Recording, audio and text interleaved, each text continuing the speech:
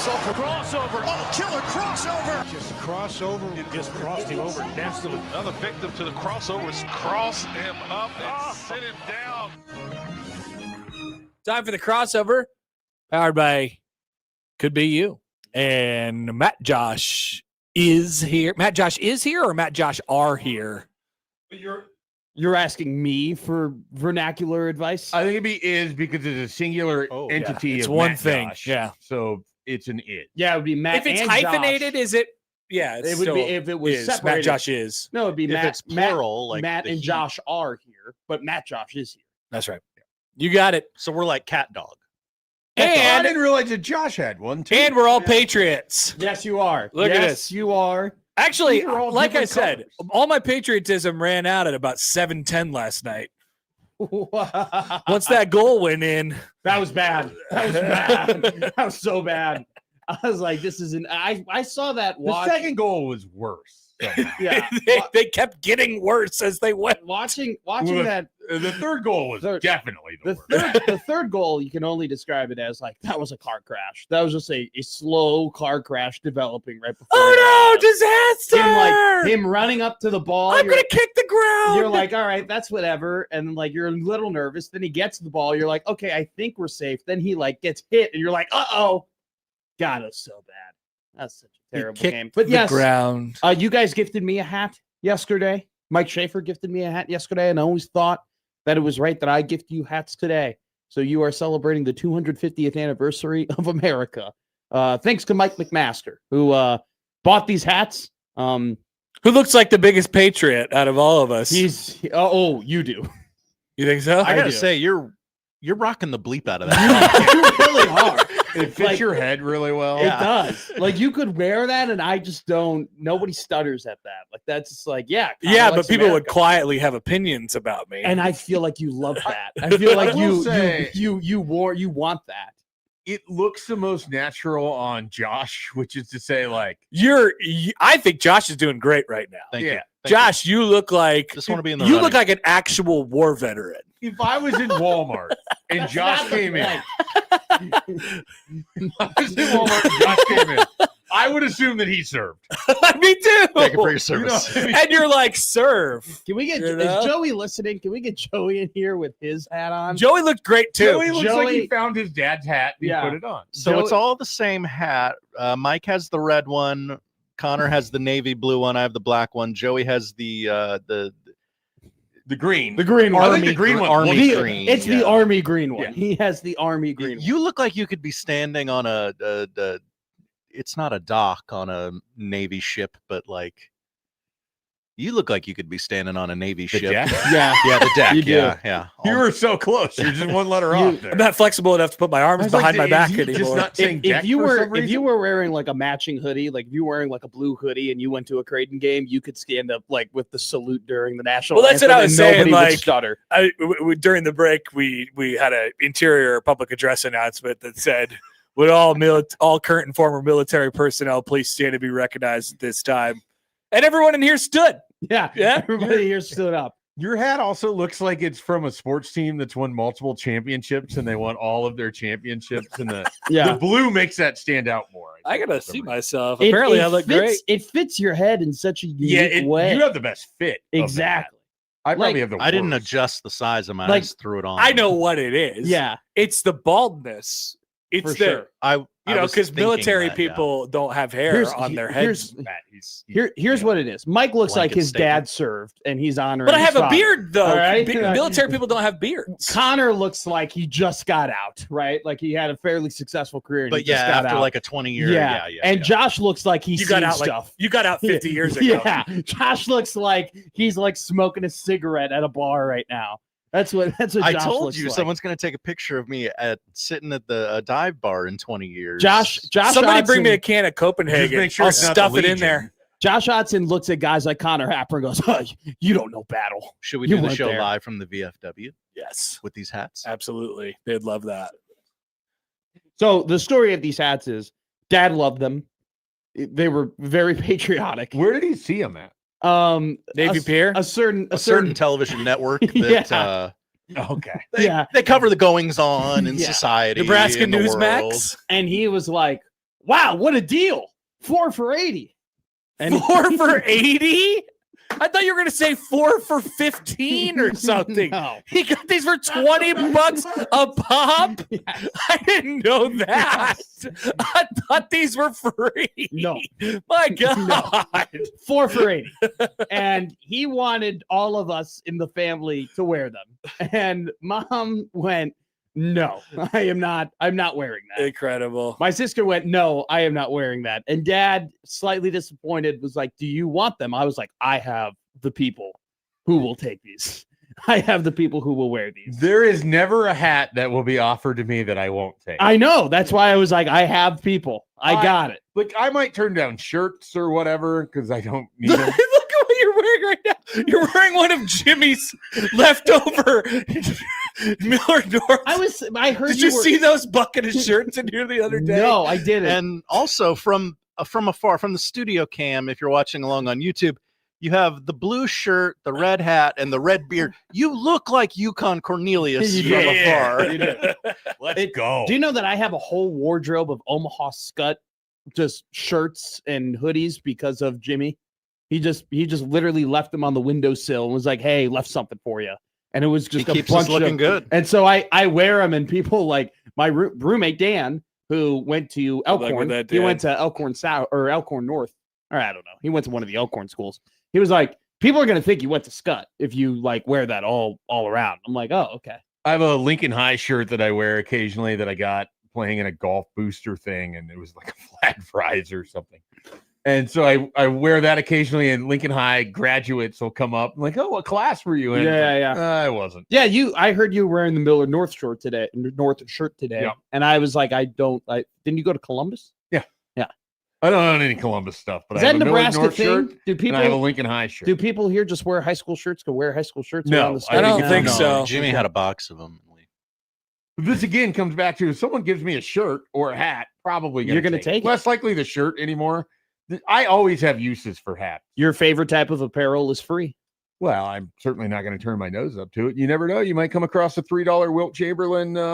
That's true. Warm up jacket. I think these hats are going to be really good for this crossover, and then probably never see the light of day ever again. Oh, this But- hat is going to be marching around Bennington just all the time. Oh, Dude, that thing is going to play in bed. It is going. So, like, as I go out my door to the garage, there's the It's going to hook. be a hit. In It is going to be the hat that's on the hook that when I leave, it's like I got to throw a hat on. I'm going to the gas station or Yeah. I'm going for a walk in the neighborhood. that be hat right is going to there. be an opener at local Hey. taverns. 156 in Ida. That thing is about to be hot.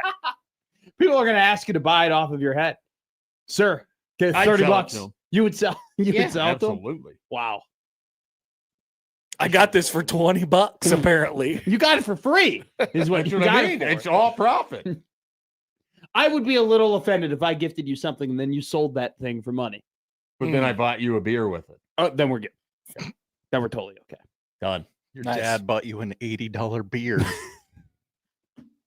I always feel weird. You know, like, has anybody ever come up to you at a sporting event after you got like a bobblehead or something? And they're like, I'll buy that off you for Yes. $10. Yeah. A few different times. I always Yeah. say no to that. I don't ever. Out of principle. I have sold stuff at like a spring training game because we were somewhere and I wasn't gonna I wasn't gonna take it back with me. Yeah. So I just got It's rid okay. of it. Yeah, I remember my dad and I went to it was 2014 100th anniversary of Wrigley Field. They were doing special bobbleheads, and the Babe Ruth bobblehead was like that was a very big giveaway. And my dad he bought as many Why do they tickets have as a he Cubs could Babe Ruth bobble. because it was the best moments at Wrigley Field, and Oh. he did the point. You know, they called his shot at Wrigley Field. So Allegedly. they had that bobblehead, and Dad had like 4 of them. The point. And people were like, "I will buy that." Did for they do a $50. goat bobblehead as well? No, I don't. I actually don't know. I can look up what was the 2014. Because you hated Wrigley. that season. You've told us about that. What, the 2014 season? Yeah, you were talking Yeah, about that's like one of the most just meh seasons that I can remember as a Cubs fan. 2014 Wrigley Field bobblehead collection. Is this You've the been one back where you from Ferris? Chicago for a couple days now? Have you engaged with the Cubs at all? Since coming back? Yeah. No, Nice. no, I haven't.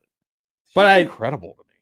Well, yeah, I mean, I'm just very close to the stadium, so it's just like it's hard. And my parents love the Cubs. He's right, Schaefer. It's just such a hard thing for me to wrap my head around, though, because like you said, We've never because we don't have a team that's 4 blocks away. I guarantee if I lived in a Major League Baseball city, I would be going to games all the time. I would have season tickets. I'd say that. If I had a kid, I don't think I'd be doing anything. It's just like the game. When I'm back home, the game is always on because it's my dad's favorite team. Sure. And at any moment in time, the Cubs are the perfect team for that too because they play in the day. Exactly. Baseball in the day is great. The most likable thing about the Cubs is that they used to play afternoon games during the day. Then they ruined it. When I came on your show at like 8:00, and I was like, I might go to the game today.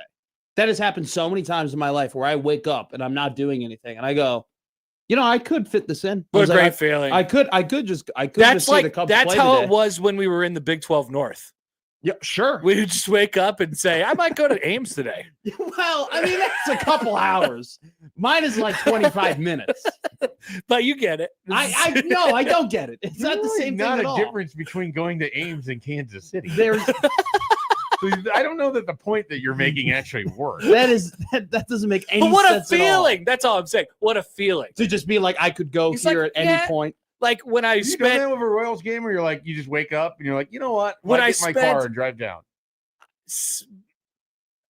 Not anymore, obviously. Right. But there was a time in my life, yes. But like when I spent a quarter of my year this year in the Cincinnati area, I was like, we're not playing today. Yeah. Maybe I'll go check out the Reds. Sure. Or something like that. See what's going on. It's an incredible feeling. What a great feeling. When I book my trips back to Chicago in the summer, I do it based off of the Cubs schedule.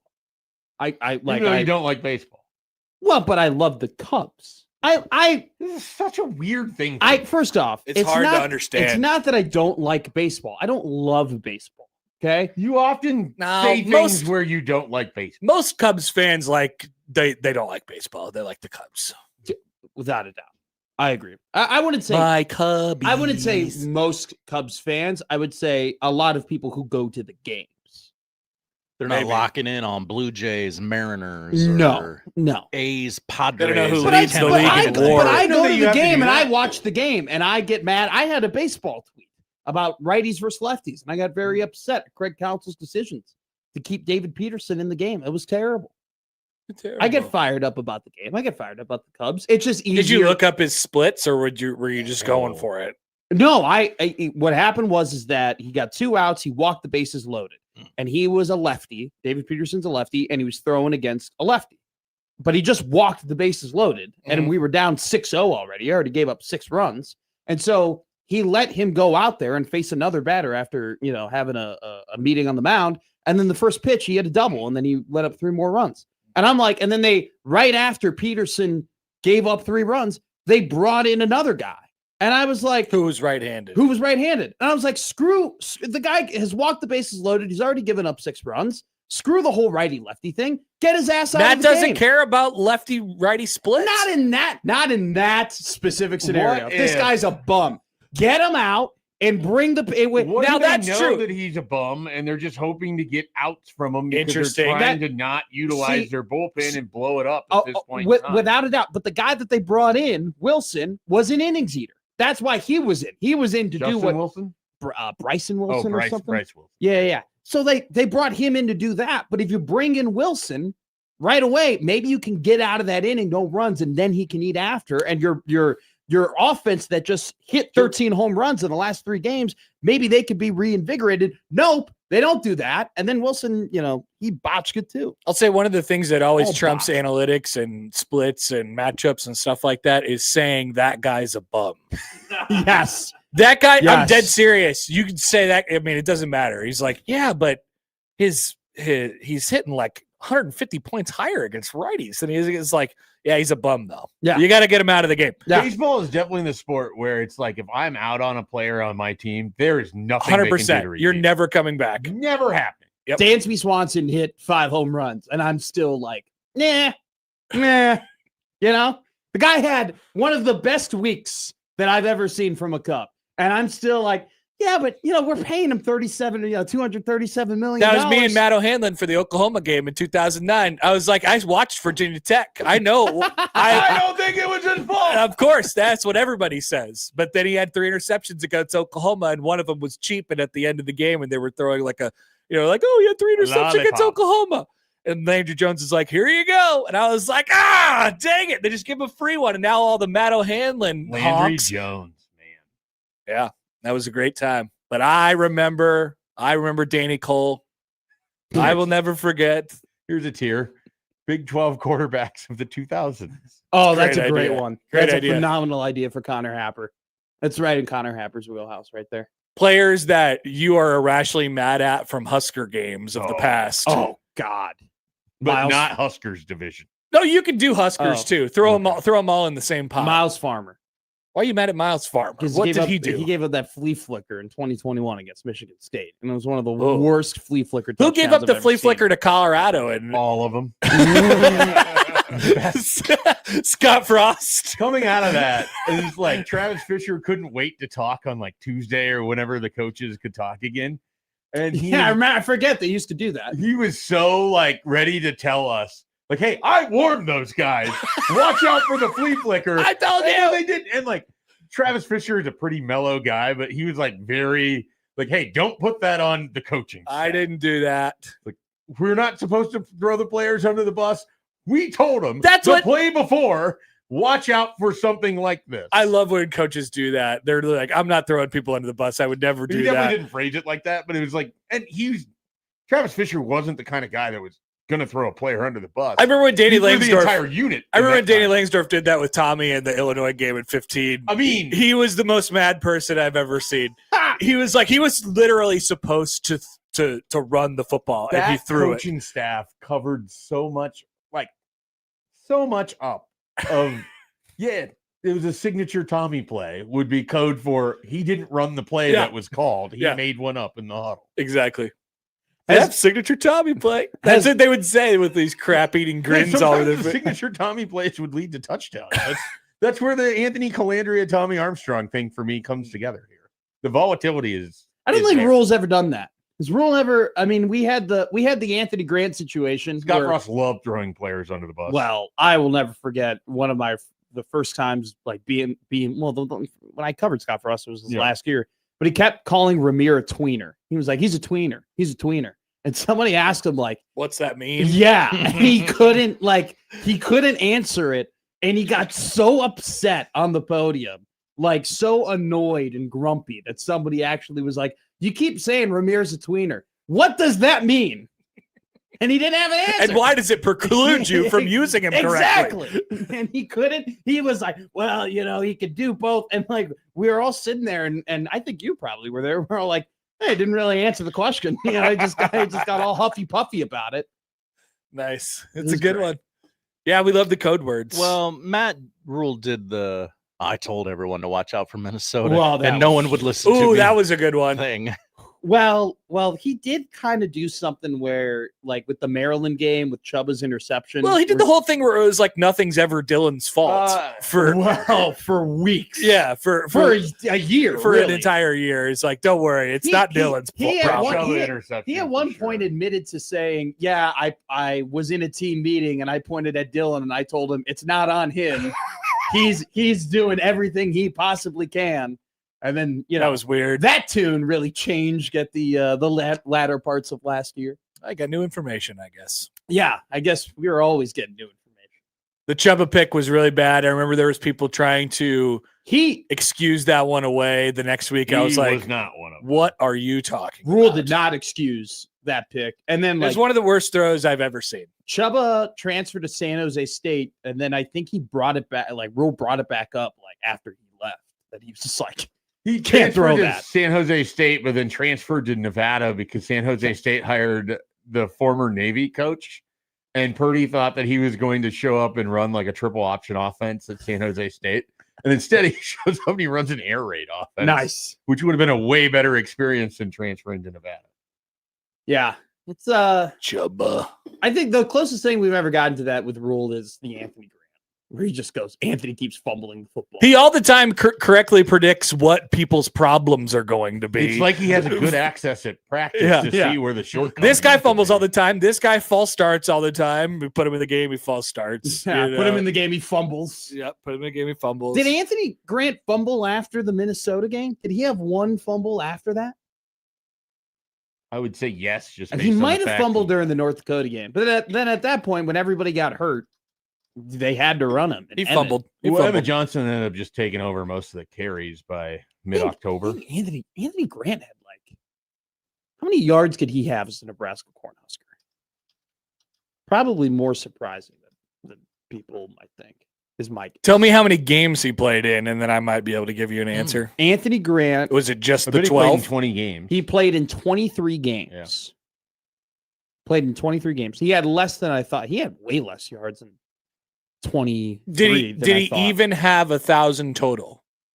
Oh, he has more than 1,000 total. He had 822, right? He had around there. What's the number? 1,328 yards. 4.1 yards per carry. But he had How many in November? In 23. Do you remember very that? few. Do you remember that whole thing where it's like he was the yards per carry for the first half of the season were kind of like pretty reasonable, Yeah. and then the yards per carry the second half of the season were like 0.8. All right, in 2023. That was in 22, right? I think so. Well, okay, I'll tell you 23 first. In 2023, his yards per carry in his first 3 games were 3, 6.6, 6.1. His final 3 games were 3, 3.8, and 1. No, it was worse than that. It was the year before that. It'd be 22. Yeah. So I'll get 22. Because it was 5 straight games where he had like more than 10 carries for like 20 yards. 5.3, 8.2, 5.1, 2.8, 4.3. Oh, End of the year, 2.0, 1.8, 0.4. That's what I'm talking about. That's it. He had. It was definitely wait. 22. This is insane. Remember what the setup was there.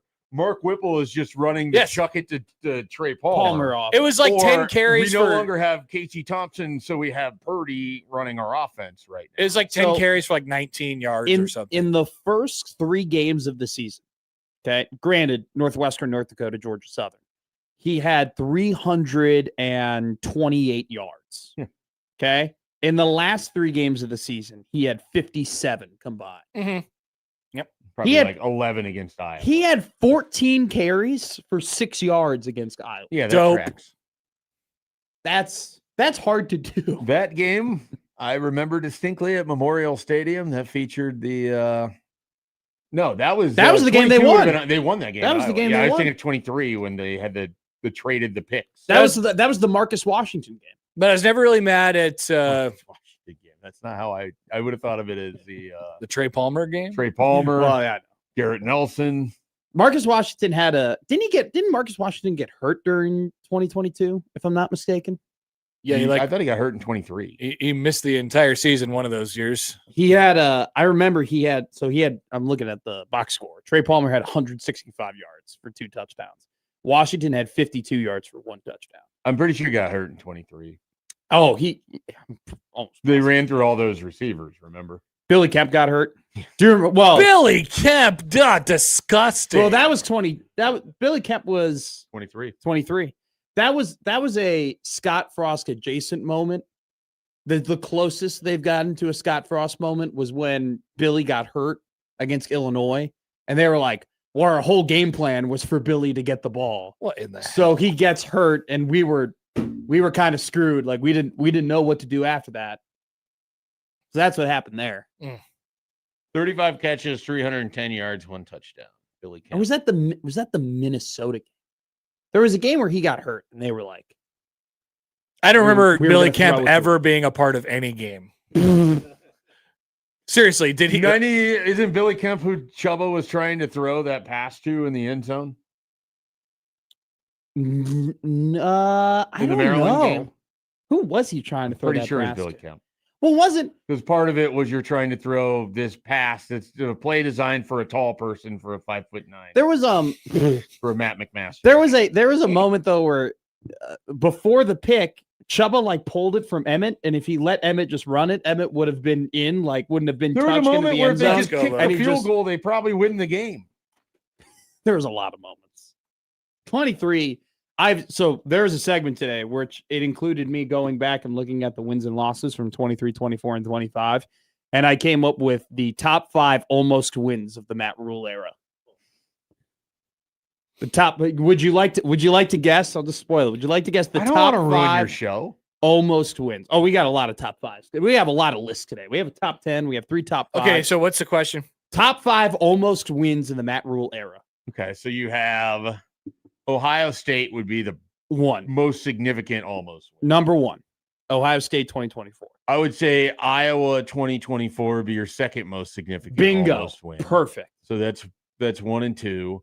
I would probably jump to 2023 at this point. Ooh. I have Are you thinking Michigan or USC? I have Illinois 2024. Went to overtime. Okay. Ranked matchup. Yeah, no, that's would have fair. broken that streak. It's weird. I don't think of that game in the same vein as the stupidity of most of November of 2020. Yeah, but the missed throw to Lindenmeyer. A lot of it for me Died is like on. in 2023, if you flip one result, he has 3 straight seasons where they go to a bowl game and they don't have a losing season in there. I have 2 games from 2023 in here. Minnesota, No, that would probably be start 5. your career off 1-0 That versus probably- 0-1. That I have Iowa 2023, Yep, that's a tough one. and then it probably Wisconsin 23 is brutal. I have Wisconsin 23 as 5. Maryland 23 is brutal. Maryland 23 is just painful. What a dumb season. 23 was a terrible season. That was they were 5, weren't they 5-2 at one point? Yeah, you'd come on the Sunday side session. Yes, You made your debut. I did. You talked about the Purdue game. Did you find anything, Connor? Happen? I'm watching the Chuba throw against Maryland. It's Billy Kemp, right? So it's actually unclear who he's trying to throw to. The defender. That's, right? that's the best answer you could have given. We have no idea who he was throwing I, for at. some reason, remember that being a discussion point on the shows, like who was he actually trying to throw to? And I believe he was actually looking for Kemp, but look at, I don't know another way to describe it to you guys. Like he's got Billy Kemp is going toward the front pylon of the end zone, and he's got another receiver who I believe is Malachi Coleman, right? Who's basically in routing on a slant, so they're kind of crossing over each other a little bit. Out. Yeah, and the defender You're supposed to clear one inside or clear to the outer corner. the defender on Coleman is like 3 yards behind him. Like if he throws it to Coleman, it's a touchdown instantaneously. But he threw it to Kemp, and then he just laid it right into the arms of what ended up being Coleman's defender, So he which didn't is throw awesome. He either threw it too far inside of Malachi Coleman or not far enough outside to Billy Kemp. That's right. He just And split this is why he was last on the QB. He just split the pipes. Real quick. It just right down the middle. Before we end this thing, you would know. Wasn't Chuba a 5-star at Florida State? 4-star. Okay. Not a 5-star. Good. That's tough. Yeah, no, he Tough was call. never anywhere as good as advertised, and there was plenty of rumblings. Where was Logan Smothers on your QB tiers? Low smell. He was like in the tier where it was just like a fill-in. He was Yeah. a tier. He was the same tier as Andrew Bunch for me. That guy was a good time. It was not a good time. Well, not on the football field. Talking about Oh, he was a He was good a fun time. Southern boy. yes, he was a fun guy. He was fun to hang out with. Very great kid to talk to as far as recruiting Unfortunately, that purposes. did not factor into the He rankings. was a real mushroom, a fun guy. He did not factor. That did not factor in. That's the crossover, powered by who knows? Here on the Could be 1620 of the Zone Radio Network.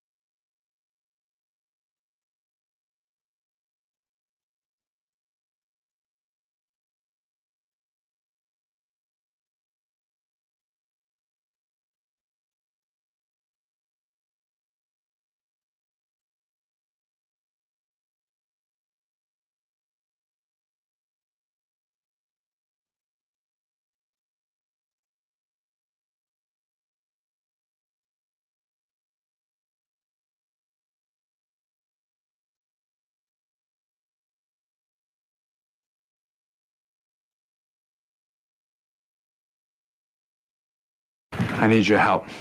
I can't tell you what it is. You can never ask me about it later, and we're gonna hurt some people. Whose car are we gonna take? I have a lot of things I want to get off my chest. That's an absolutely horse crap call. Make room for Daddy. But they are who we thought they were, and we let them off the hook. Chicago is.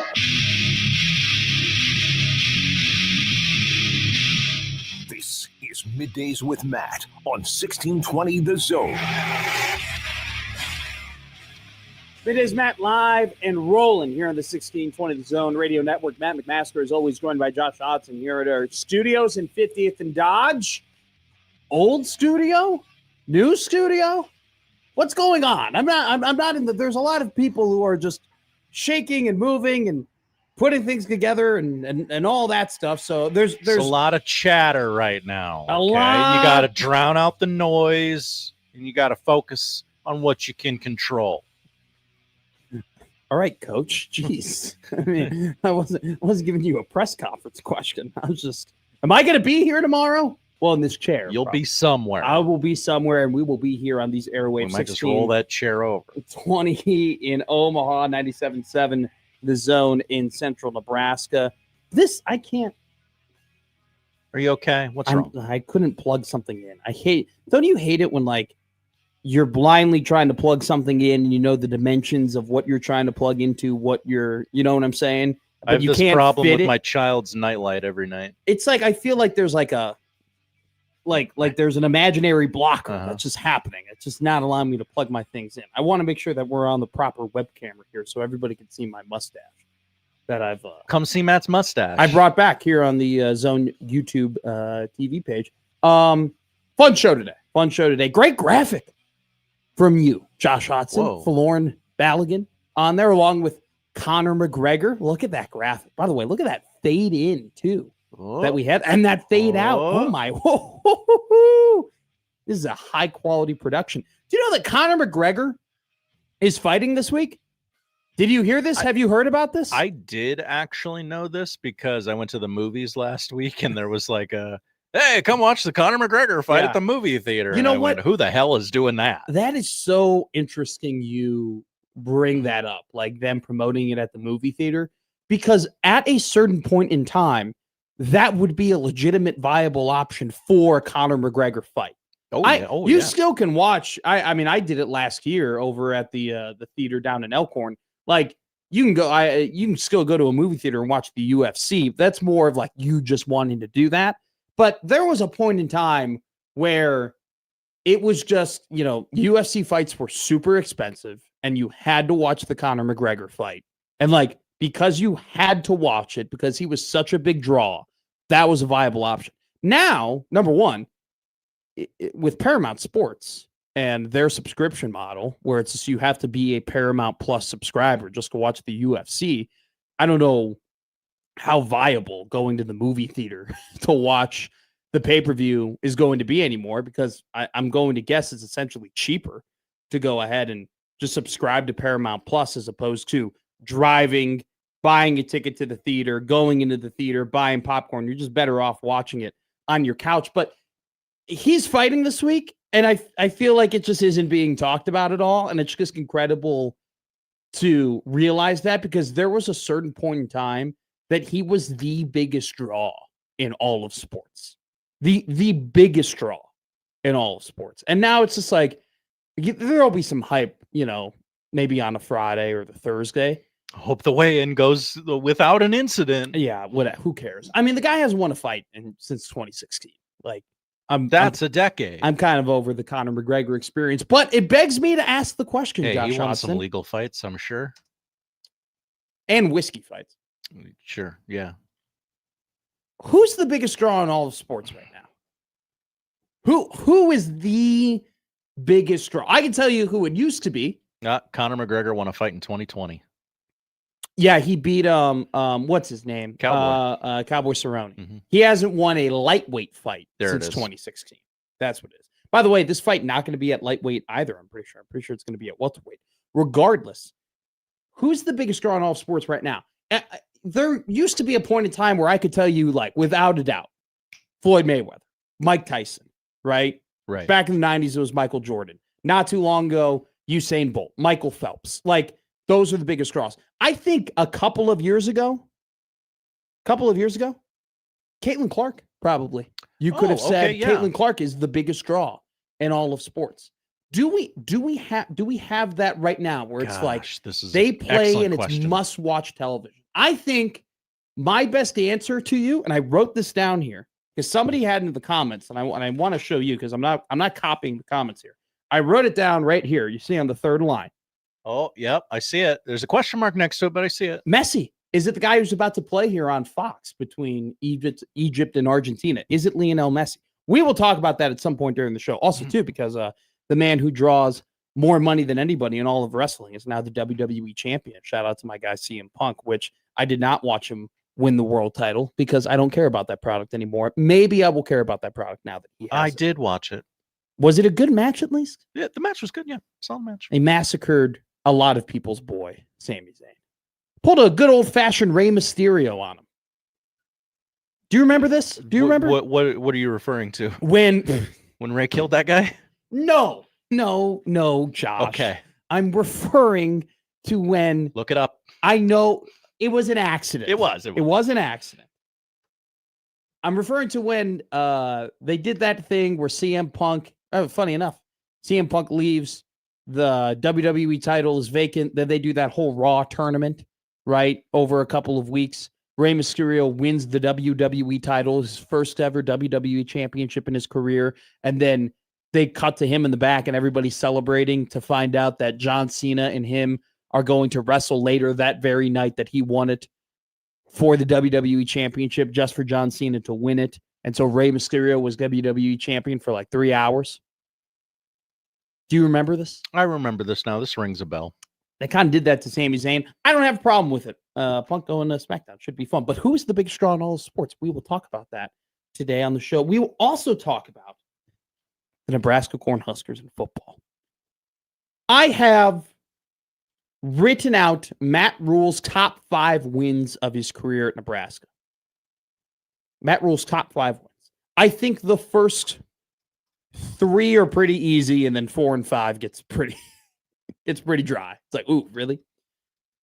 My question is, would these 5 games, Oregon, at Oregon, versus Ohio State, versus Indiana, at Iowa, versus Washington, if Matt Rhule were to win one of these games this year, would that be his best win ever at Nebraska? We'll also go through his top 5 almost wins at Nebraska. We'll also ask the question, if they were to go 5-0 in those games, bear with me here. Whoa. If they were to go 5-0 in those games, Oregon, Ohio State, Indiana, Iowa, Washington, would that be his new top 5? So we will go down memory lane. We will talk about Nebraska football and schedules. We'll also mix in a little bit of recruiting. Khalil Taylor. Recruiting. 4-star wide receiver from Pennsylvania, stolen by the Cornhuskers, taking him away from the Penn State Nittany Lions, a match-on-match crime, if you will. Matt Rhule taking a recruit from Matt Campbell, an old-fashioned Big 12 rivalry. Iowa State Baylor, obviously what I'm referring to. Khalil Taylor going to be joining Trey Taylor and the 2027 recruiting class, which is now ranked 16th, according to 24/7 Sports in the country. Nebraska's top 5 recruits, all of them are 4-stars, tracking to be by far the best recruiting class, high school recruiting class for Matt Rhule at Nebraska. I have some questions, comments, and concerns. Tim Verghese of On3, Timmy V, Inside Nebraska, Rivals, will join us at 12:20 today. He will tell us how this recruitment is not over. And I'm going to ask him the question, how many recruitments are over? Like, how many of them are really set in stone at this point with the class of 2027? Because we've talked about it with Tim pretty in depth that there is, for sure, the added element of the 2026 season that if Nebraska were to not perform up to standard, that it could potentially affect the 2027 recruiting class, the commitments, and the players that will eventually enroll. So we'll talk to Tim Verghese all about that today. We'll just continue to talk about Khalil Taylor as well, and how he's going to fit in with Trey Taylor. And it's a big get. You have your 5-star quarterback. You have the guy who's going to be throwing the rock all around, and obviously, they have Tay Ellis, who's going to be playing for Millard South with Trey Taylor this season in high school football. But to get Taylor, a massive get, a guy that they wanted, that they legitimately had to compete neck and neck with Penn State. Taylor, previously a Penn State commit, decommitted, fought to the very end, and Nebraska got his commitment. So we'll talk about that with Tim Verghese, along with some other Husker football things. At 12 o'clock, we will have a dramatic Phil Steele reading of Nebraska's outlook for the 2026 season. Let's I go. have it right here. Look at this. Look at that. Look at this. Mike Schaefer also has his Phil Steele covered, but I mentioned Mike Schaefer has the Midwest regional cover. I have the national cover, which I'm gonna be honest with you right now. I don't like how it's just all quarterbacks. I'm not a fan of that. It's a quarterback league. Quarterback sport maybe.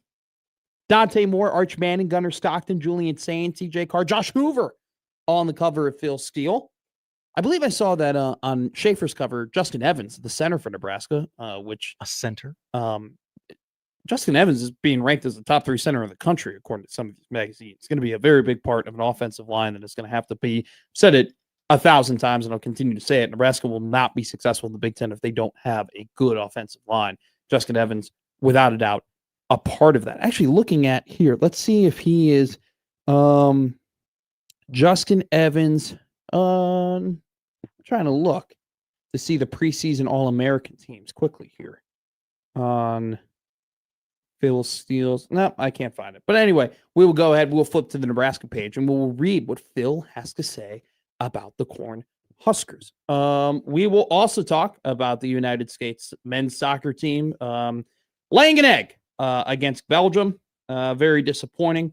Carly Lloyd had a couple of things to say. She really dug in to the Nebraska or to the USA men's soccer team. So we'll discuss about that. We'll also have some other news to cover when it comes to college basketball. The Creighton men's basketball non-conference schedule is officially out. Do we have to worry about crossover with Nebraska football, Josh Hodson? At first glance, it appears not. Okay, good. I want to see how many Saturday games there might be. How many 8 p.m. games are there going to be? We had an influx. As the man who proudly does Blue Jay overtime, we had a little bit too many 8 p.m. games. Okay. I didn't talk to Huss. I didn't talk to Coach Huss and tell him, I didn't lay down the law with him in terms of how the schedule would adhere to our show. That's on me. I'll do that for us next year, hopefully. But we will look at the Creighton men's basketball non-conference schedule. I believe Connor Happer said today we are only 117 days away from the college basketball season. That's gross. You guys are gross. Stop doing that. What? It's right around the corner, Josh. We're right there. We're staring it down the line. College basketball is nearly here. No, I will not allow this. Don't do this. Are you going to John Bishop me right now and tell me not to steal your summer? Is that what you're going to do? Yeah, I mean, I don't want to steal bits, but yeah. Oh, we have no shame in the bit stealing game. Oh, we have no shame? We have no shame in the bit stealing game. I think stealing bits should be our bit. I think, like, if there's anything that we can do better than anybody else is just shamelessly take their bits that they so creatively put together. What becomes Happer and Schaefer's trash could become our treasure, is what I'm saying. And then what if you stumble upon that you do it better than they do? Well, what if we just started doing bracket sims in July for brackets that we have just no idea? World Cup knockout sim of the day? Now you're speaking my language. Argentina and Egypt are 13 minutes and 22 seconds away from kicking off at Atlanta Stadium. Real quick, USA men's soccer loses yesterday. Disappointing, and I'll tell you why for two reasons. Number one, I've been told year in and year out, golden age of soccer, golden age of American It's coming. soccer, golden age of American soccer. They're incredible. They're this, they're that. And they get knocked out in the round of 16 against Belgium. Just like they got knocked out in the round of 16 against Netherlands. Just how they got knocked out in the round of 16 in 2014 against Belgium. Okay? Just like in 2010, they didn't even make it to the knockout stages. Okay? So my thing is this. Like, it's just very disappointing to have this narrative of how great American soccer is growing, and you're in the golden age and it's super popular. And I'm not disputing any of that. Soccer is still a very popular growing sport in America. More and more kids are picking up a soccer ball and they're playing. It's only going to be good for America's future in terms of being competitive on these national events. But I'm just disappointed as somebody who follows sport and just follows all sport that year after year after year, I'm being told how great this crop of American talent is. And I was very notably like, I'm not that excited for the World Cup because I think it's just going to be the same result. And people said, no. They're different. You got to believe. And then they did what they did yesterday. And so it makes me think like, okay, great. Like things can get better and there's a lot of momentum and there's more and more kids playing American soccer. But what is supposed to be the golden age of American soccer has just turned out to be the same result that you had 12 years ago. That's disappointing. Secondly, I just hate it when they don't how do you lay an egg? I mean, the World Cup is not a United States event, all right? You don't know the next time that you're going to have that opportunity to play a knockout stage World Cup match in America, in Seattle, sold out crowd, absolutely raucous. Like that is the golden opportunity. That is the peak of what American soccer could be. You are hosting a World Cup. You are in a awesome soccer town, in a stadium that is packed to the gills, supporting you, and you play like that. They played terrible, Josh Hodgson. It's not just I'm not just upset that it's the same result that they had 4 years ago and it's the same result they had 12 years ago. I'm upset that they just blew it. They were just bad. They just played really bad. Tim Ream was bad. You go out there. Bad. Desk was bad. Freeze was bad. They did not play well. If you go out there, you fall on your sword and it doesn't go your way. That we could all live with that. This was kind of like the level of the World Cup where it's like, okay, it's a push versus expectations. This is kind of where we thought they'd get to. If you win, it's above expectations. If you lose, you meet expectations. But to just go out there and with all the stuff before the match and just lay an egg like this, just uncompetitive. Maybe I am a little disappointed because of how it ended. It's one of those things where it's like your best players have to be your best players. And these are guys who have an opportunity. And I understand some, older American soccer players who are like, wow, these young guys have an opportunity to become United States athletic legends. And they just blew it. They just blew it. They just didn't play well enough. Disappointing. And now you have people who go, oh, football season. Now we're back to not caring about soccer, and that's a slightly disappointing for a lot of people who care very deeply about the sport. All right, we got a great show ahead of you today. Middays with Matt. Thomas Rhett is here. Going to be an incredible performance here on the 1620 Zone Radio Network.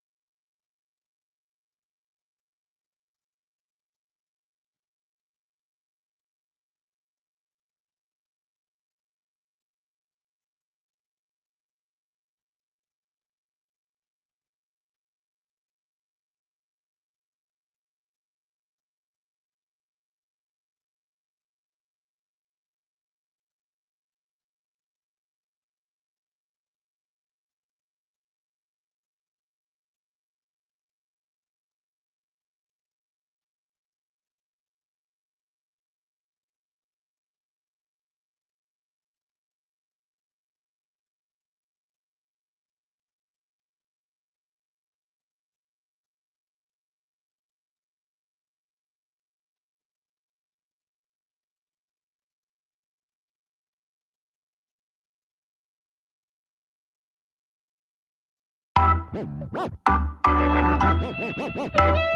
back to Middays with Matt on 1620 The Zone.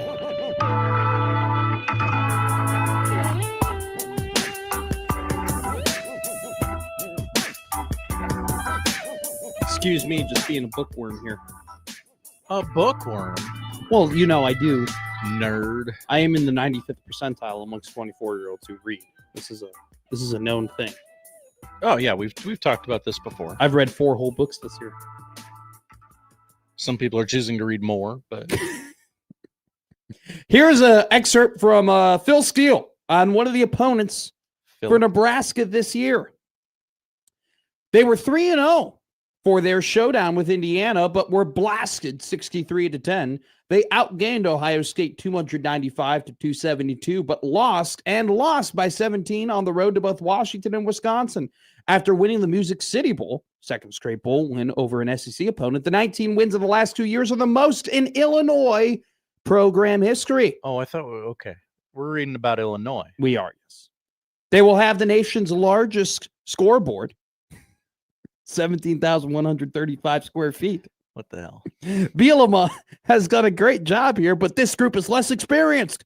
The schedule is more manageable this year, but they lose the bulk of their offensive and defensive lines and their quarterback. I expect yet another bowl, but it may be tough matching last year's 9-win total. Phil Steele on the Illinois Illini, who are set to take on the Nebraska Cornhuskers November 7th. That's a Friday in Champaign. Nebraska previously beat Illinois at Illinois in 2023 by a score of 20-7. That was a game that was pretty sure Marcus Washington had a pretty good game, if I'm not mistaken. I forget who the top performers were. I obviously do remember the goal line stand. It was one of the very first drives of the game. Riley Van Poppel stepped up big time, stopped that from occurring. I've been thinking a lot about Nebraska football and what my record prediction is going to be heading into next season. And I think I've found a pretty good meter in terms of how you feel based on their wins. Okay. And I've even kind of gotten it down to, if I'm predicting how many wins they have, this is who I'm projecting them to beat, right? So I think that this conversation starts at 5-7. Okay. If you predict them to be 5-7, you obviously predict that they're going to be a bad team. They're going to take a step back. They're going to be very underwhelming. They're probably only going to beat Michigan State and Rutgers if you're going with 5-7. Very underwhelming season. Not a good football team. If you predict them to go 6-6, you're saying, okay, you are average to slightly below average. And I think that you are going to beat teams that you should beat, but you're going to slip up and you're going to lose to a team that you shouldn't lose to. And additionally, you're going to go ahead and you're not going to beat any of the you're going to have no notable wins. If you're projecting Nebraska 6-6, they aren't going to beat anybody notable. They're going to beat Maryland, Michigan State, and Rutgers. If you project or predict Nebraska to go 7-5, what you're saying is, okay, average to slightly above average team. Some people, I think for me, meets expectations. You didn't have massive improvement from last year to this year, but you beat the teams that you should have. Maryland, Michigan State, Rutgers. You beat an Illinois team. That's who I think the 7th win would be. And then you weren't able to get over the hump. Like, you weren't able to beat another quality team, but you didn't slip up. That's what I think the meter is. 5 underwhelming, 6 slightly below average, 7 wins meets expectations. That eighth win, though, that 8th win, if they were to go from 7-5 to 8-4, that is kind of the hurdle. That is the exceeds expectations. That is, hey, they've taken another step. They've improved from last season to this season. They are heading in the right direction. And what that boils down to is they beat one of Oregon, Ohio State, Indiana, Iowa, and Washington. To me, that's their 8th win. Their 5th win is Michigan State. Their 6th win is Rutgers. Sorry, their 4th win is Michigan State. Their 5th win is Maryland. 6th win is Rutgers. 7th win is Illinois. That 8th win against any of those teams, where would that rank for Matt Rhule in his best wins as the Nebraska football head coach? Where would that rank? Oregon, obviously, his best win, without a doubt. Ohio State would be his best win. Indiana would be his best win. Iowa, if they were to go to Iowa City and beat Iowa, is it even dependent, Josh Hodson? Because here are his top 5 wins, according to Matt McMaster. Yeah. Let's clarify this first. Top 5 wins, according to Matt McMaster. Number 1, Colorado 2024. Colorado team ended up being ranked 1-9 games. Number 2, I put Cincinnati.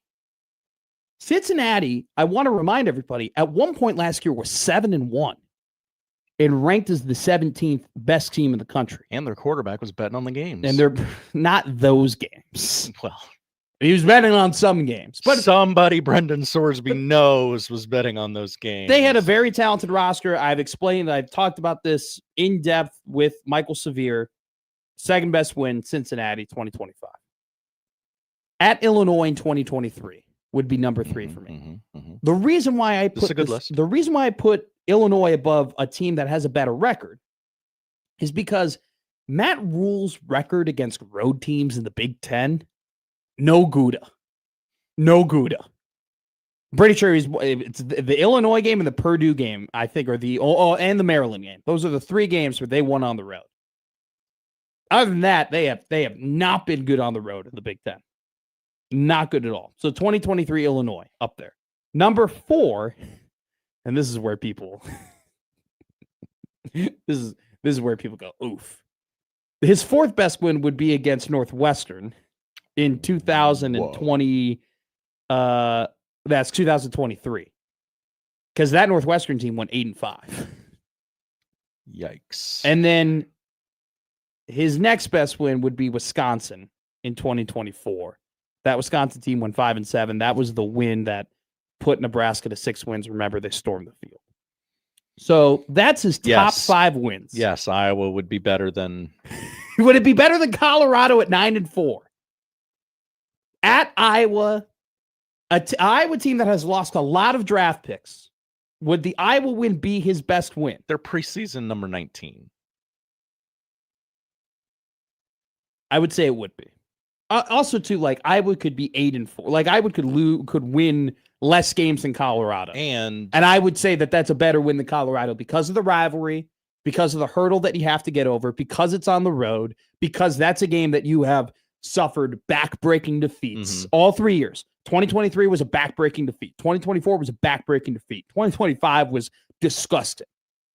I know this is a pretty knowledgeable audience, but I would like to inform everyone that they play that Iowa game in the month of November. That would be, it'd be close, but I would say that I would. Now, if I was like 4-8, you know, if they're, I don't see that happening. Neither do I. I. But yeah, if they're terrible, yeah, you change it. But if this is just standard Iowa is Iowa. I would go ahead and say that's their best one. The Washington game, I think Washington's going to be really good this year. That Washington game, I would say potentially could be a better win than Colorado. We would have to see what Washington does. I think the Huskers are going to be very good. It's very interesting to see and have the conversation of like, if they were to win all 5 of those games, let's go to Cuckoo World for a second. They were to win all 5 of those games. Oregon, Ohio State, Indiana, Iowa, Washington. Those would be his top 5 wins, right? Yes. There's a lot of... Certainly 4 of them. The reason I bring this up, the reason we have this discussion is to say you can look at the schedule as daunting. You can look at the schedule as super difficult. You can be Jimmy, our YouTube commenter here, and says that he believes 7 wins would be a quote-unquote miracle. I wouldn't go that far. But you can look at the schedule one way and say, oh, they're screwed. Or you could look at the schedule another way and say, ample opportunity for you to make an impact, ample opportunity for you to flip the script, ample opportunity for you to get that kind of signature win that you've been searching for since 2024. Because I give them credit. Colorado in 2024, that's a signature win. That Colorado team was super talented. That Colorado team had, one of the best, had the Heisman Trophy winner in Travis Hunter on that team. You had Shedeur Sanders, you had Jimmy Horn, you had some really talented players on that team who ended up going to the NFL. You were able to beat them and kind of dominate them in some aspects. And then the second half happened, and that was just a lot of flags, and it was ugly, and just, it kind of, I don't know, the lackluster second half, especially that fourth quarter, kind of took the air out of that building a bit. But that was a very big win. Outside of that, though,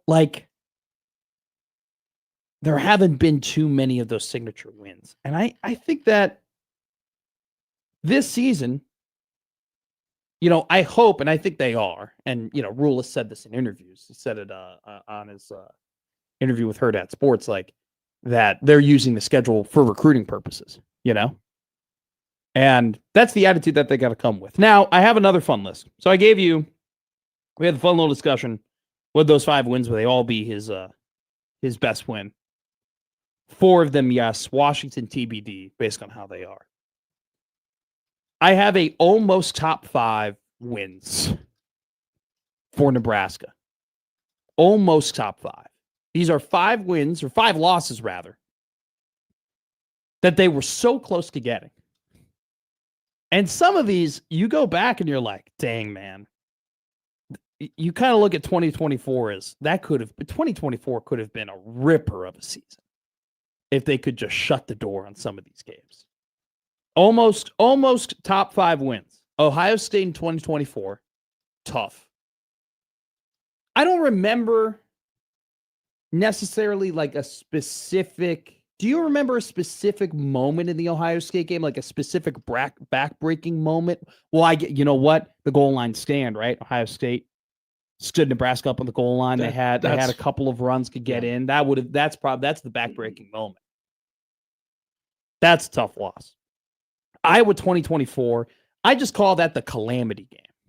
That was just a complete calamity. That was just special teams, overthrows, fumbles. Just that was a classic. That was that loss. You were sitting there and you're like, I guess it doesn't matter who the coach is. doesn't matter what their name is. Doesn't matter, what they look like. Doesn't matter, how they coach. You're just gonna lose these backbreaking games regardless at this point. Number 3 would be Illinois 2024. I think this one gets a little overlooked on how big of a deal. Also, how close they were too. They missed the field goal in the fourth quarter, but even before the quarter, right? Even before the quarter, or before the missed field goal, Raiola had Luke Lindenmeyer wide open in the end zone. I mean, it was a beautiful play. Lindenmeyer, at the time, maybe not so much now, but back then specifically, was looked more as a blocking tight end.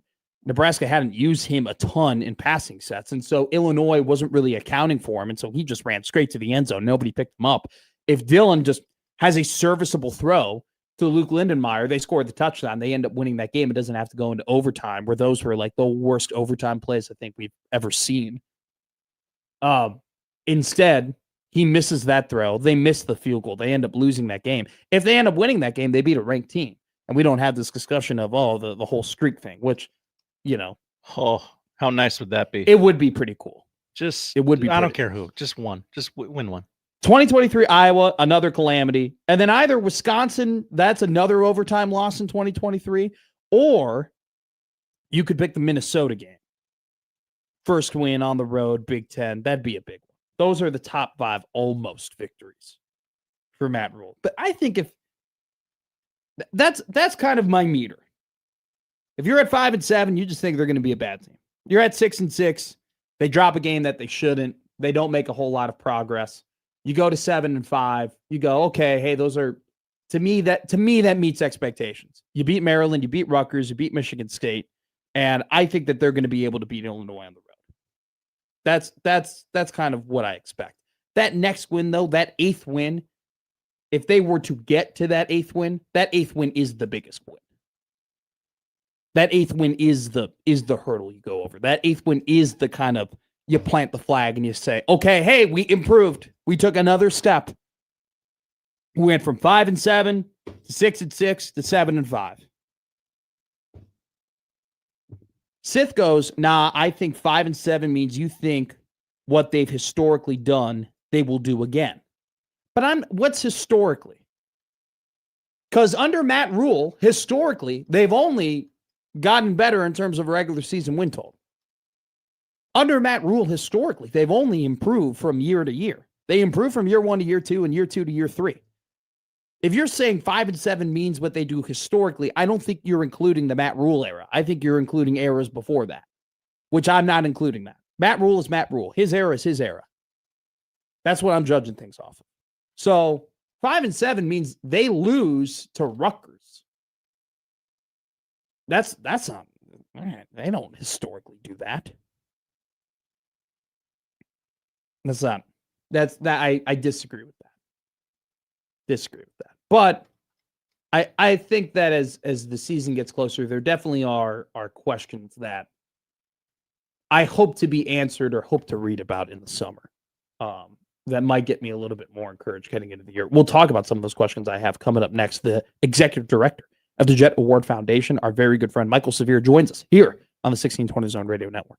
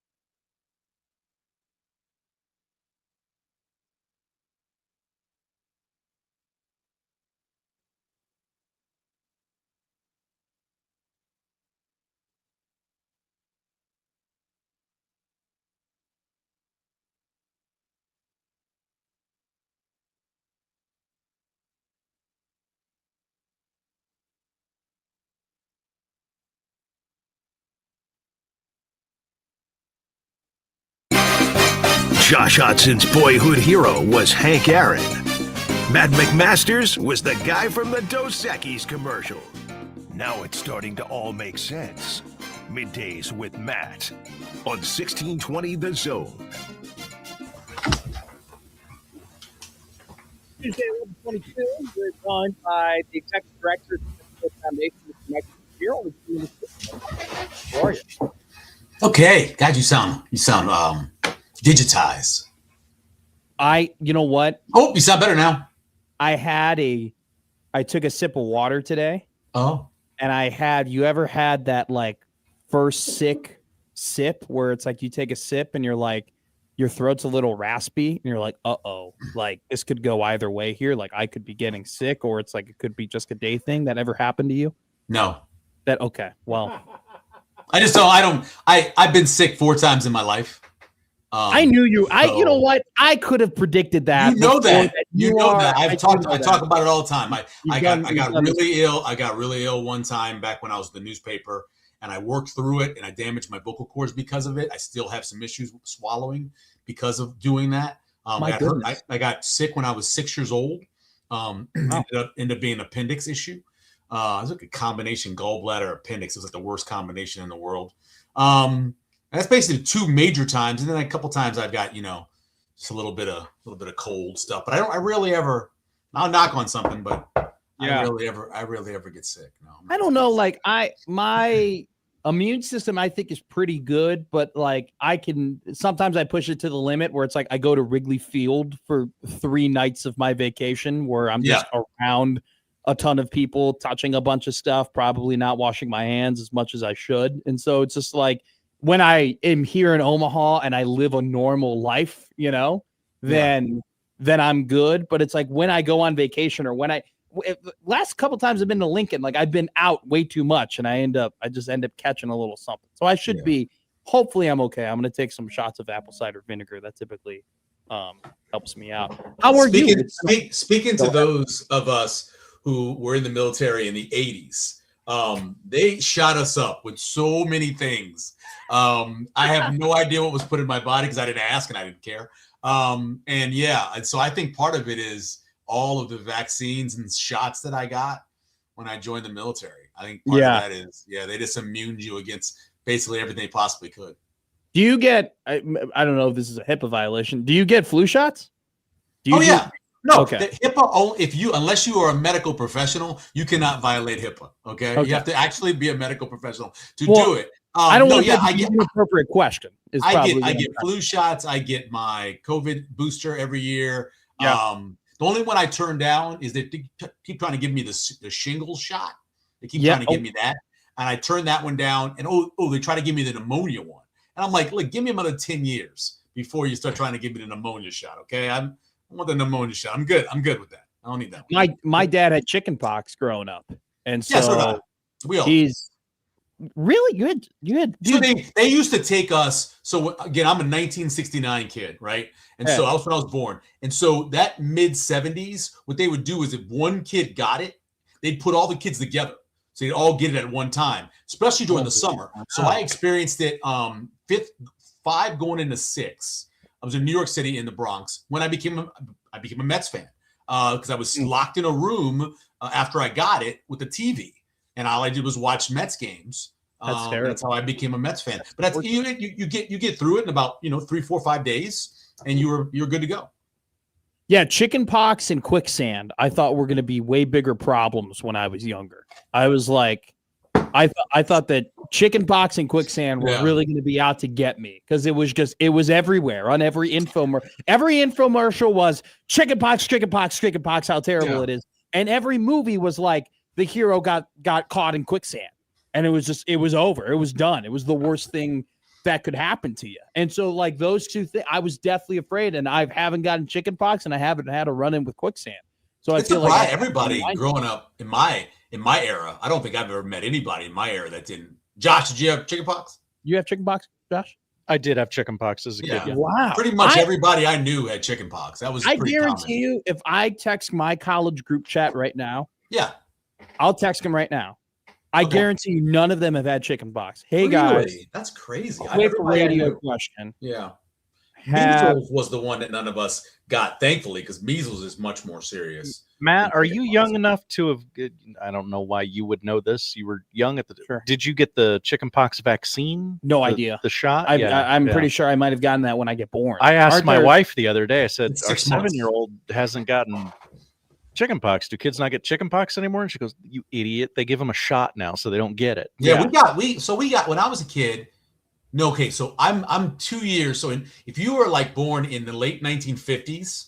Before you went to school, they gave you that shot that left the kind of a star on your arm. And that was the first of the combined ones, like the measles, rubella, and some other stuff. That was the first one. I did not get that.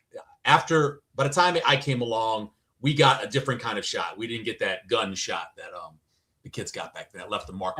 One answer here from the college group chat. One no so far. Ron also writes into our YouTube chat as a health professional. Get your shingles shot, Severe. Shingles are a nightmare. I've heard that, but this is also what I know. Okay, I ain't getting them. Okay, all right, fair enough. I think mentally you can overcome some stuff, and I'm overcoming shingles. That's the one. That's what I've targeted everything towards. Overcoming not getting shingles. Wasn't that Teddy Roosevelt who was like, my dad, I got sick, and one time my dad told me just don't be sick, and then he thought himself to not be sick. Remember, Teddy got shot, physically got shot, and then proceeded to continue doing what he was doing and just ignored the fact that he got shot. So if he can ignore getting shot, I'm sure he can avoid getting Wasn't there a president who got shot and McKinley? continued to and then continued to do his inauguration speech in the rain. Then he got okay, so that's three different people. You're getting ready to go with three different people, right? So you're talking McKinley continued to do, and he ends up dying, right? Dying later, from it. There you go. Infection, right? And then you're thinking about Taft. Is that the one you're going for?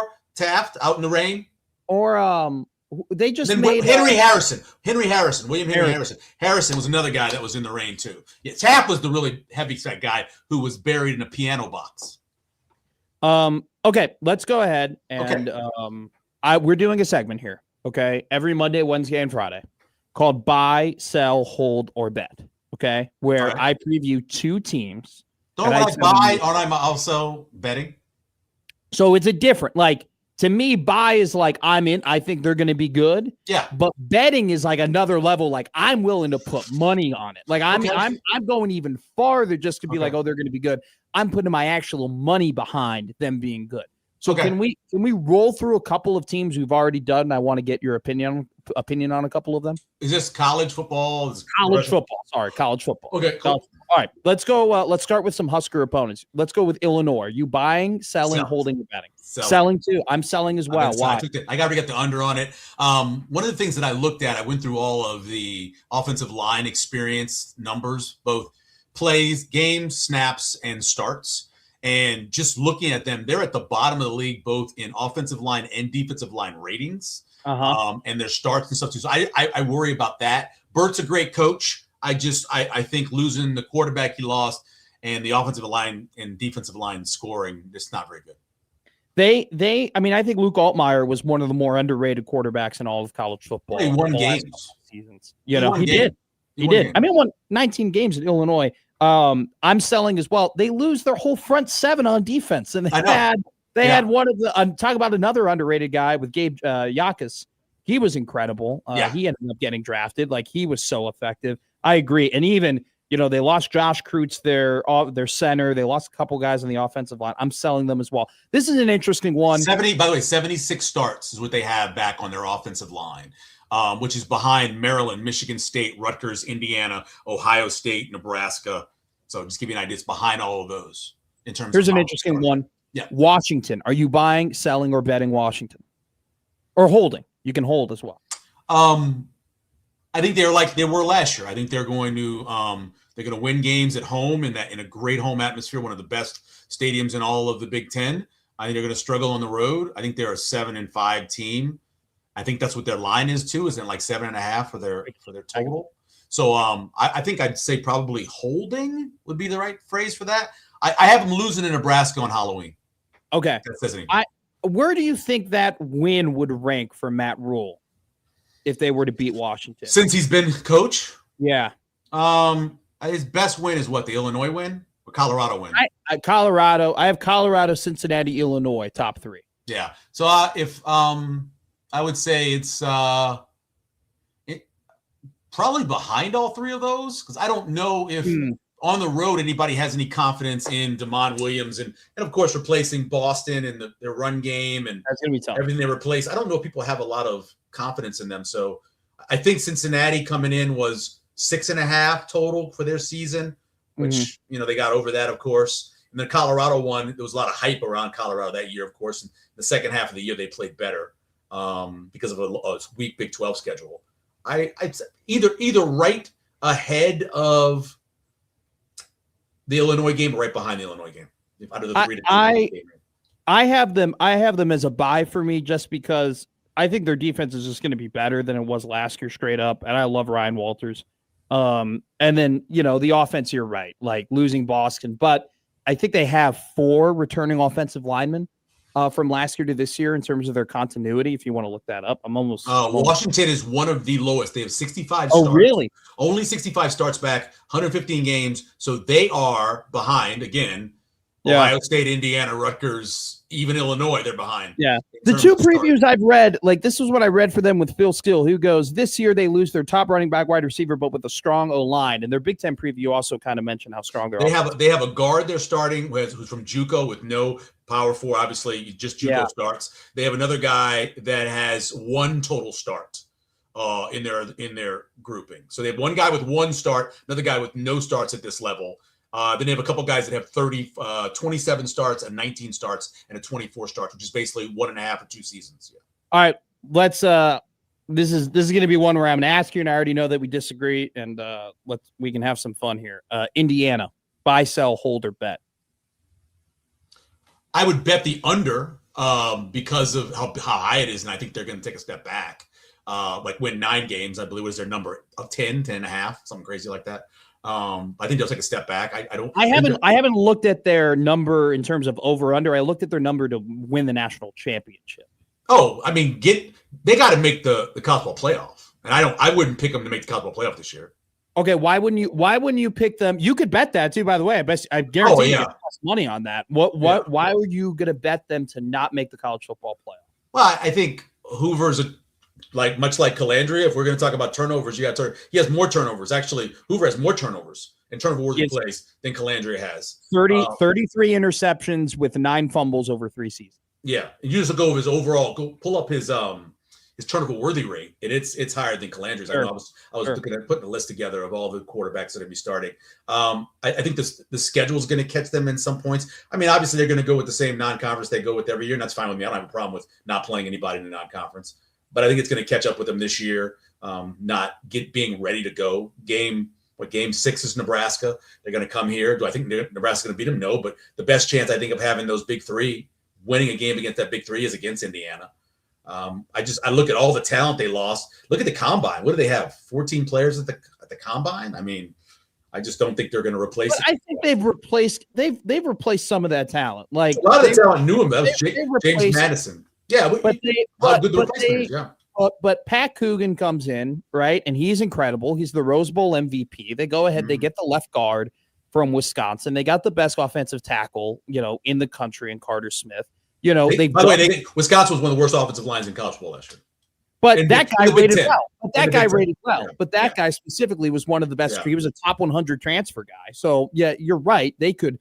The whole offensive line could be bad, but that specific guy was a good player that they picked up. That offensive line is going to be good again. I like the Turbo Richards guy they got from Boston College. I think that if you look at the history of Curt Cignetti and quarterbacks, the last 2 seasons, they've had 2 quarterbacks that have come from, colleges that aren't necessarily highly heralded, Ohio and California, and they've been able to improve those guys to the point where, Rourke was good until he played somebody. Well, Rourke was good until he hurt his hand. Until he played, because he played no competition, basically. And the games he played competition was his worst games. But he also got a hand injury. Everybody gets hurt. It's football. But I'm just saying that did happen. I also do think you look at the defensive part of the field. Like I know that they lost D'Angelo Ponce, but that secondary still returning some guys. They added that guy from Kansas State, the edge rusher. He's still going to be very good. They have 2 of their holdovers at linebacker. Yes, they lose Fisher, but they bring 2 of the same guys that they had back at the linebacking position. I think that the defense will not be as good as it was last season, but I don't think it'll be that big of a fall off. And I think the offense has the opportunity to be just as good as they were last year. I mean, it really just comes down to, are you willing to bet on Hoover or not to clean up his mistakes? Well, you're also taking away their 2 running backs last year together were a top 3 running back in the Big Ten together. Yeah, but they're both gone. You just don't ever know when you're replacing a guy if they're going to be able to play at the same level as the guy you had the year before. I am betting they're not. But they replaced. Okay, they had Hemby and Black. Yeah, right. Last year, two great pass pro guys. They didn't have Hemby the year before, and I don't know if they used Black the year before either. Well, I'm talking about this past year. They've replaced. But I'm just telling you, they've already done this process where they've replaced their running back room, and it's because it's rooted in the fact. Can I ask you a quick question? Let me ask you a quick question. Are you asking me, or are you telling me what you're doing? I'm just having a compliment. Oh, okay. So you're asking me what I'm doing, and I'm telling you that I am selling them based off of the number they have for. I'm not saying they won't go 9-3. Sure, but I don't think that they're going to win 10 or 11 games. That's my Ohio State. I think they win 11 games. I think they 10. Wow. Well, no, hold on. I took them. So I took their under, but every single thing that I have, like in terms of numbers that I look at, tell me that they're probably going to go over. I took the under only because the schedule is as tough as it is. Sure. And also, I'm not a huge Julian Sand fan. It's not. Other people are. I'm just not as big. Like the 2 guys that I'm down on more than other people are CJ Carr and Sand. I'm down on both those guys in terms of being overall good quarterbacks. I think they got a lot of talent around them and people make plays for them. I just don't like them overall the way they play. And so I would probably say hold on Ohio State about the 4 things you gave me.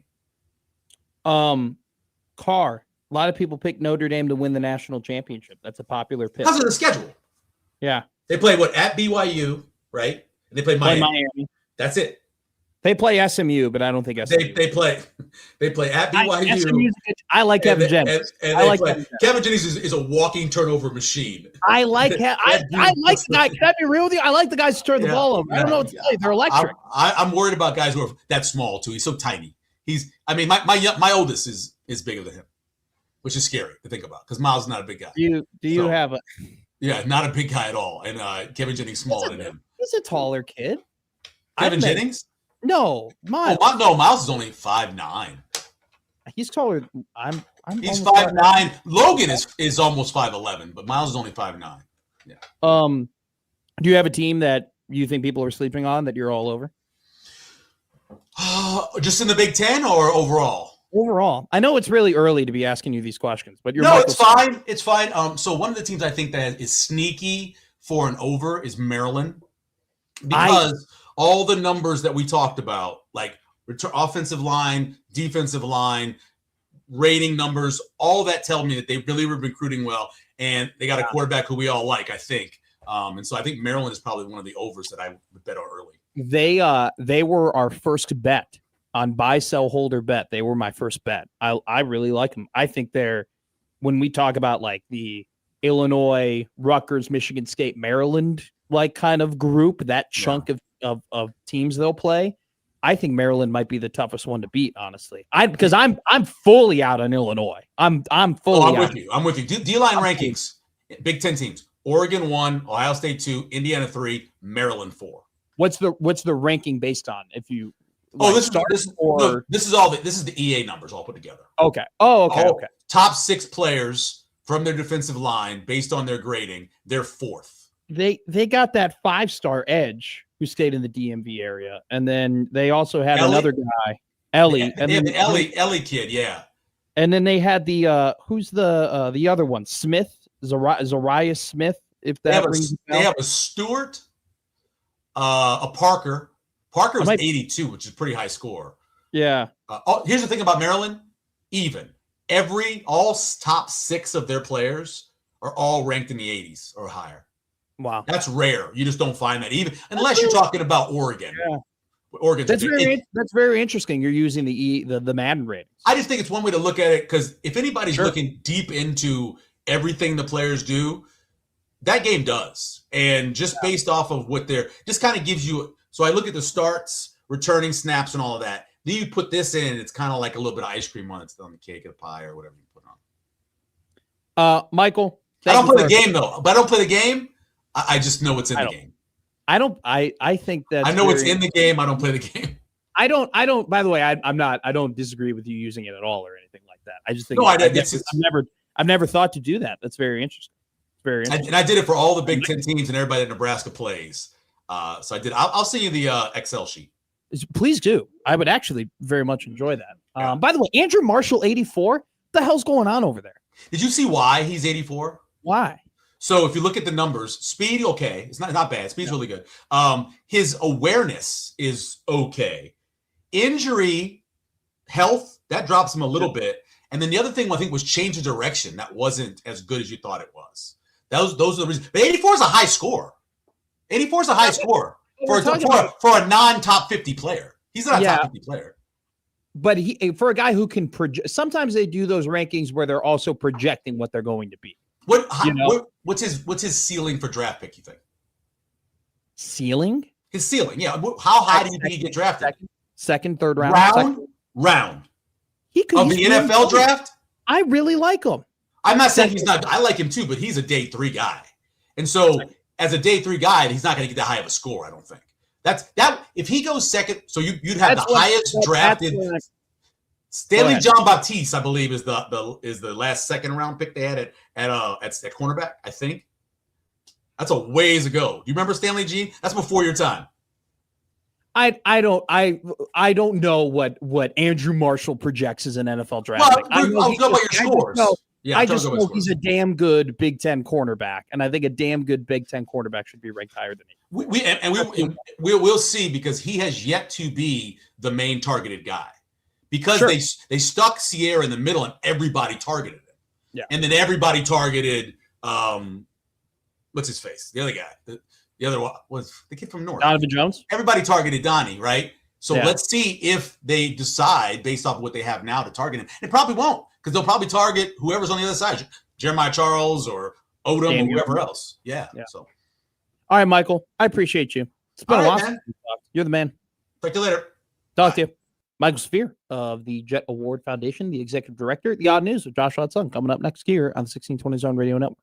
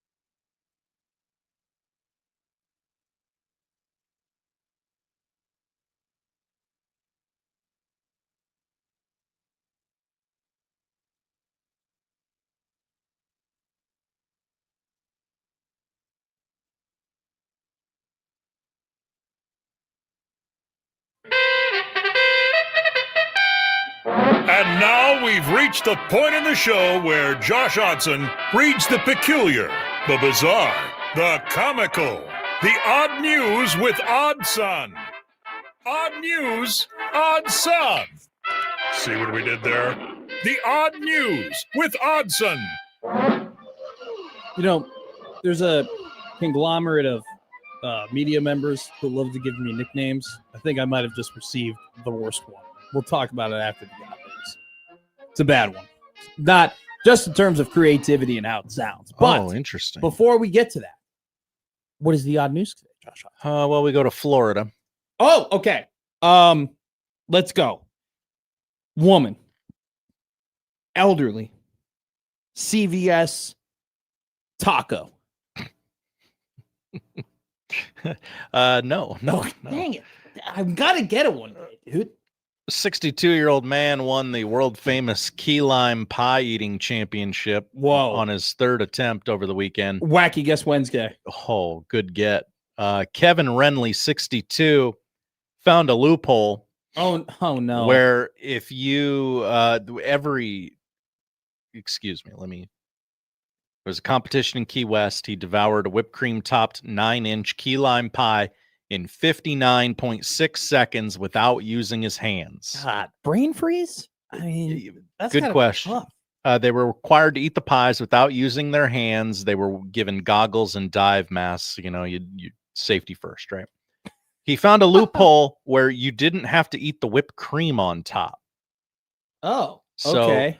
To nudge that off of the pie and get in the pie quicker, he like belly flopped onto it. Like what? So the whipped cream would, but not like putting his whole weight down on it, sort of like the NFL's quarterback rule. Don't put your whole weight on him. Sure. So that the whipped cream would stick to his chest hair and lift off of the pie. That's and then disgusting. bam, That's he disgusting. wasn't getting bogged down by all the whipped cream in there.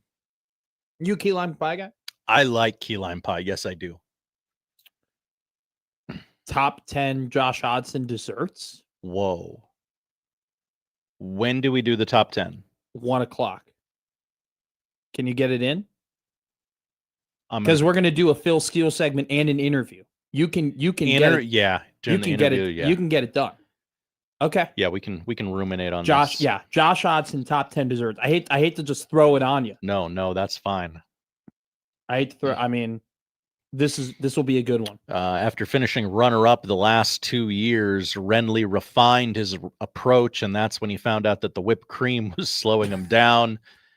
How are you going to eat Can you imagine going to bed at night, being like, "Honey, how am I going to get it done?" I just don't know. Just, and then that moment of epiphany. Just trying to crack the code. Oh my God, Leanne. What's his first name? Russell. Kevin. Oh my, Kevin. What's wrong? It's the whipped cream, Leanne. It's the whipped cream. That's holding me back. What are you going to do about it? Well, I got enough chest hair. I could just. It's disgusting. It's a disgusting visual to think about of a grown man using his chest hair in order to get whipped cream off of a. What would you even call a key lime pie? Is it a cake? Well, it's a pie. It's a pie. Yeah. But is it really a pie? Like, I guess it's a whole circular and it's got a crust. It's a pie. He also flipped the pie upside down and ate the pie crust first. See, why did you? Why'd you leave that out? I just learned it. He also once he got rid of the whipped cream, he then considered the crust to be the toughest part. I've had a key lime pie in Key West before. Oh, I was a little disappointed. Like, it's almost as if like you were to have like a crab cake in Maryland, and it was like the fourth best crab cake you've had. You know what I'm saying? It's almost like you built it up too much. It's almost like going to Texas and having barbecue, and you're like, well, it's way better back over here. You know what I'm saying? Like, that's kind of how I had the key lime pie in Key West. Maybe I got the wrong key lime pie. But I was just like, I've had better. Like, why have I had better key lime pies in suburbia Chicago than I have in Key West? No, that's an excellent question. We are going to do something very fun coming up next. A dramatic Phil Steele reading here on Middays with Matt.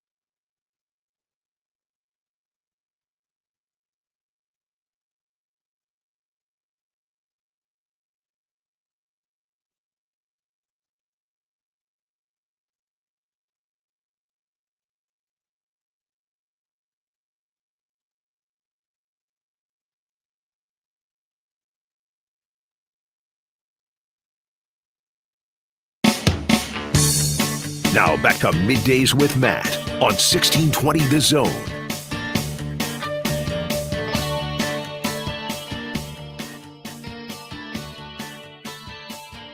The Zone has tickets to the upcoming Omaha Storm Chasers game Friday, July 17th versus Lehigh Valley at 7 p.m. Everything Nebraska night, 1620 The Zone sponsor night as well. Some of the crew will be there to throw out the first pitch. Listen all week to Apper and Schaefer for a chance to win a pair of tickets to the game.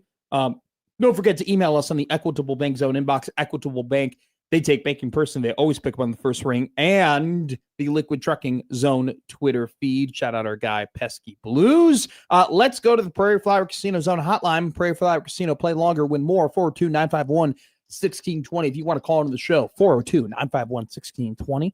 We'll be talking about a little bit Nebraska football coming up in a couple of minutes here. But before we do that, let's go to the text line. John with no H. Hi, John. Where he writes, remember last week when Josh was able to repeatedly get 3 odd news stories in and was not interrupted nonstop? Good times. Whoa. We could have gotten 2 in there. I could have. But I like key lime pie. Sometimes I don't like rushing through a story. There you go. I'll purposefully back off the throttle a little bit. Yeah. And then you put her in overdrive at the end. You shift to third gear. I also didn't love anything I had today. Yeah. So. You like driving deep into a corner? The back bender kind of scrapes the wall a little bit. Do you drive to left? As you come down into turn 4, you get a little bit low. It's a little later in the day, so the temperature on the asphalt, it's not as hot. You got better grip on your tires. You can get lower to the yellow line. Interesting. Just a little couple of things there. John with an H. Text kid. Hi, John with an H. I have a hairy chest. Think I'll go home and turn into the human Velcro of our food. Entertain the 4-year-old. That's an excellent bit. The 4-year-old would love that. Do you shave? This is a personal question. You shave your chest? I do not. Okay. I do. Does that surprise you? You do? Does that surprise? No. I have a lip. It's honestly, a weird lip. I just don't. It's just weird looking on me. It's terrible. Chest hair? Yeah. It's not good. It's not, but it's not even a chest hair. It's like sternum hair, you know? Okay. Like it doesn't like get, I'm not. Oh, interesting. I would have labeled you a hairy body. You would think, but I don't have the hair on the pecs. I have it in the sternum. Mm-hmm. And it's just kind of disgusting. I was that way when I was your age. Like it's kind of it's just icky. It's just, I don't know what to tell you. I'm just like, I don't want to, it just doesn't look good. So I just kind of, I'll tell you this. One of the best purchases I ever made was I got a really nice clipper with all the different guards. Hello. And it's just, that's how I'm able to get this little mustache with the 5 o'clock shadow going, because I just take different guards and I play around with it. I love it. Okay. I love my razor. Cyber Monday is one of my favorite days of the year now, because I love nothing more than those are a classic Cyber Monday. Hey, we got a whole warehouse full of these. We're trying to get rid of them. Yeah, dude, I got Prime Day, Black Friday, Cyber Monday, all those $55 clippers with 4 different guards and a nose hair trimmer, right? $26. I was like, this is skill. I bought new boots on Cyber Monday as well. I bought clippers and new boots and a bunch of different shorts. I love nothing more than a good deal. You want to get me going? Good deal. Like, just like, oh my God. Like, here's the thing though. Like when I go to a Goodwill or I go to like a vintage store, I feel like that's too much work, for me to find a good deal. Like I kind of like it hitting me in the face, That's why, I don't know if Target Circle used to be the spot. Like if you wanted to get some great deals, Target Circle, being in the circle used to be the thing. They've kind of backed off. I've heard rumors of the circle being good. They've backed off on the Target Circle a little bit. Being in the circle used to mean a little bit more. Step your game up, Target. Everyone's got to step their game up. I have a friend. He's killer with the deals. He's got all of the fast food apps and everything like that. Is your friend Michael Severe? No, but Michael Severe knows this friend and has had in-depth conversations with this friend about his ability to download the apps, so much so that Michael has admitted to downloading different apps because of this person's knowledge of said apps and fast food deals.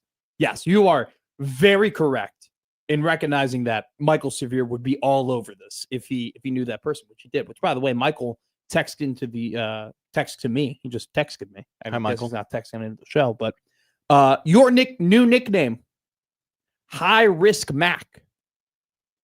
And I go, Mac? High Risk Mac. I go, why is that? LOL. He goes, the QB thing. You have an affinity for guys who like to take chances. High Risk Mac. I don't think that one's gonna stick. I don't know if that's gonna. Why High Risk Mac and not High Risk Matt? Well, I'm Maddie Mac. Maddie Mac. Okay. I mean, that's Sure. that was a high school nickname. McNasty, high school nickname. McNasty. Maddie Mac, high school nickname. McNasty is the thing a DB puts on the back of their truck. Yeah, McNasty definitely. And I don't mean Damon Benning. McNasty definitely is like that was a good one.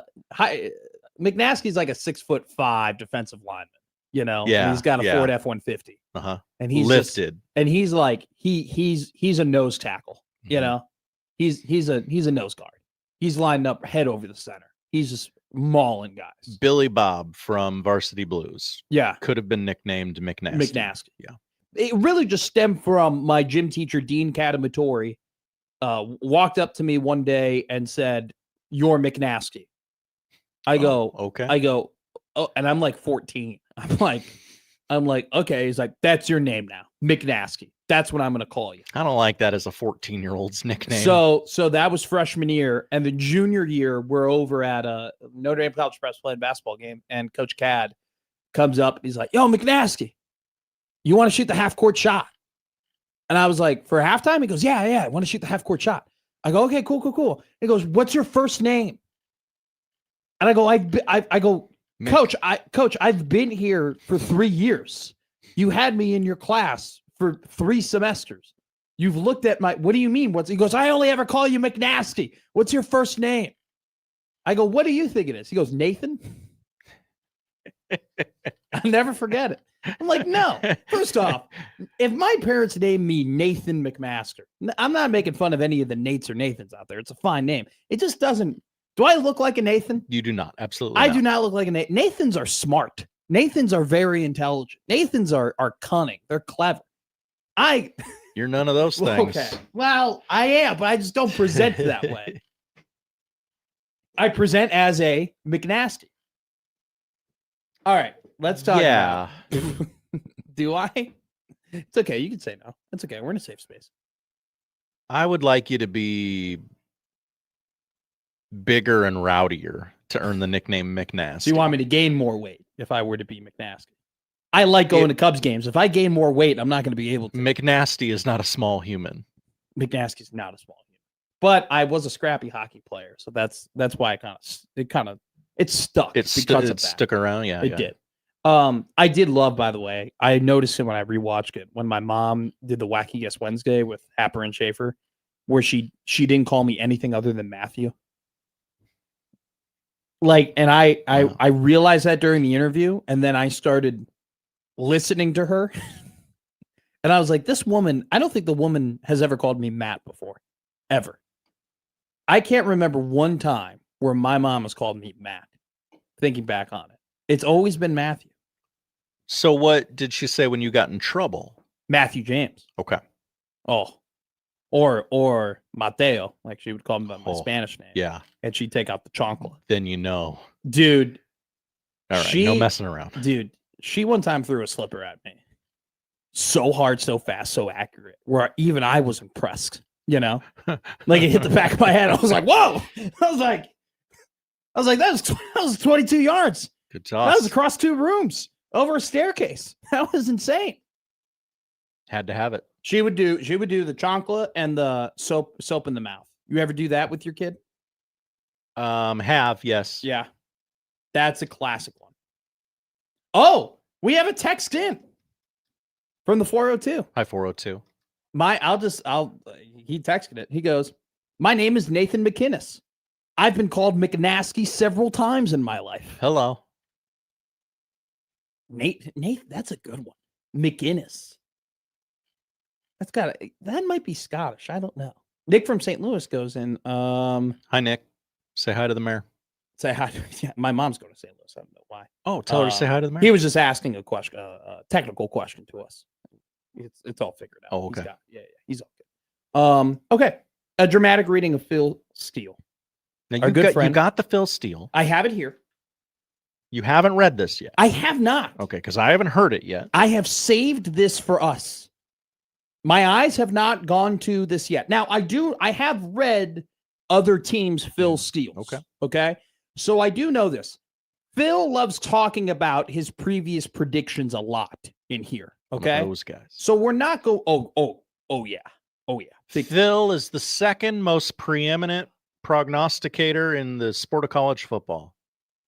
Who's the best preview is Brett Ciancia, Yeah, our friend at absolutely. Pick Six Previews. No debate. And Brett actually gives you his projections and his predictions. Phil doesn't really do that. He just kind of previews the teams and the games, but he doesn't he goes it's a vibe report. Let me just go ahead and read this, right?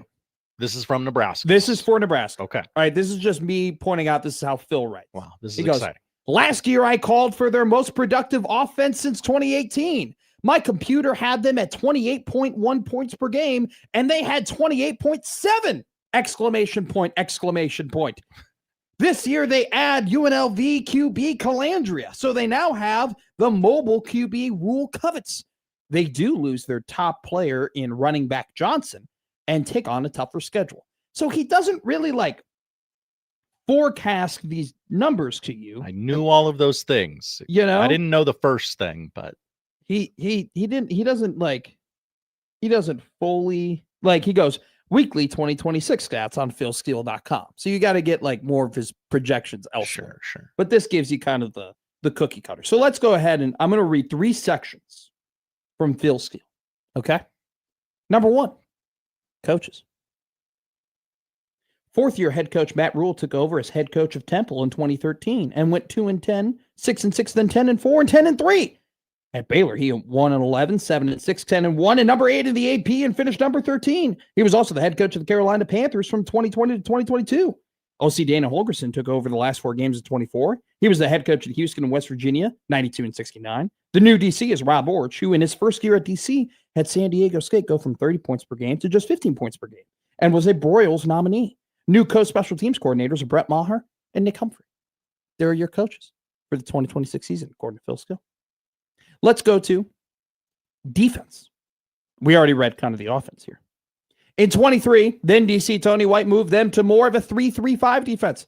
The defense was vastly improved, allowing just 304 yards per game and 18.3 points per game. In 24, 7 starters were back, and they had the number 5 D-line, and my computer called for them to allow 325 yards per game and 20.3 points per game.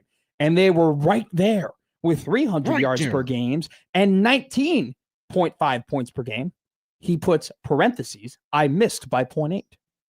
Last year, they lost their stud DTs, 5 of their starters, and their DC, but my computer called for them to allow 325 yards per game and 21.2 points per game, and they gave up 329 and 24.6. New DC Orch is moving them from a 3-3-5 to a 4-2-5 and did wonders. And San Diego State last year, they are facing a tougher schedule, but this unit remains strong. His 2026 forecast for Nebraska. Okay. It's a lot of reminiscing, okay, about what has happened in the past. Let me skip down to the last paragraph. Okay. The win over Wisconsin ended a streak of 8 games lost when trying to get to win number 6 and became bowl eligible. Last year, they had 5 Big Ten home games and opened 5-1 and 7-3, but lost their last 3 by 23 points per game for a now disappointing 7-6 year. The new offense will feature more quarterback runs, but does lose top guy running back Johnson. Improved QB and O-line play will have them more potent. This is Rhule's best team. Whoa. But they do face a tougher schedule, drawing Ohio State, Indiana, and Oregon after avoiding all 3 in 25. This is Rhule's best team. I expect them to be 5-0 before hosting Indy and facing Oregon, but should top last year's 7-win total and what could surprise. Phil Steele is marking Nebraska as a surprise team in 2026. 6.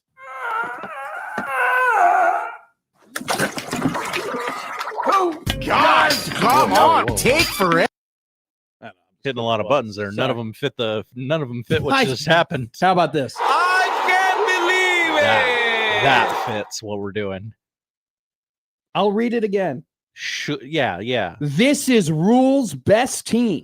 That part was shocking. But they do face a tougher schedule, drawing Ohio State, Indiana, and Oregon after avoiding all 3 in 25. Guy knows his stuff. I expect them to be 5-0 before hosting Indy and facing Oregon, but should top last year's 7-win total and could surprise. I can't believe it.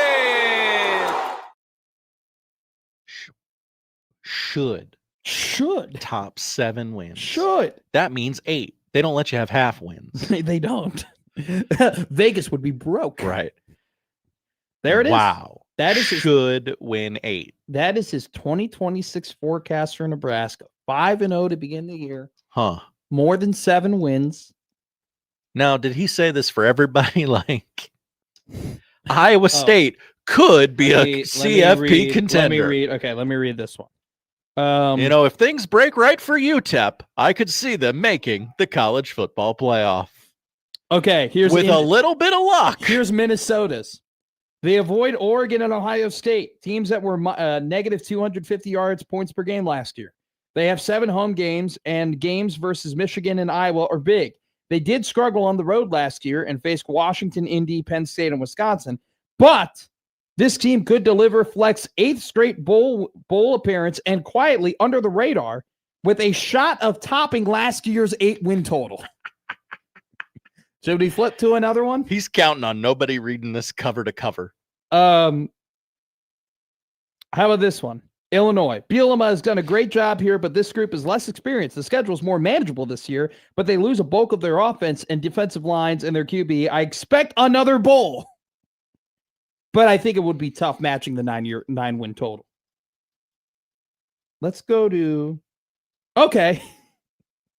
Here's another one. Wisconsin.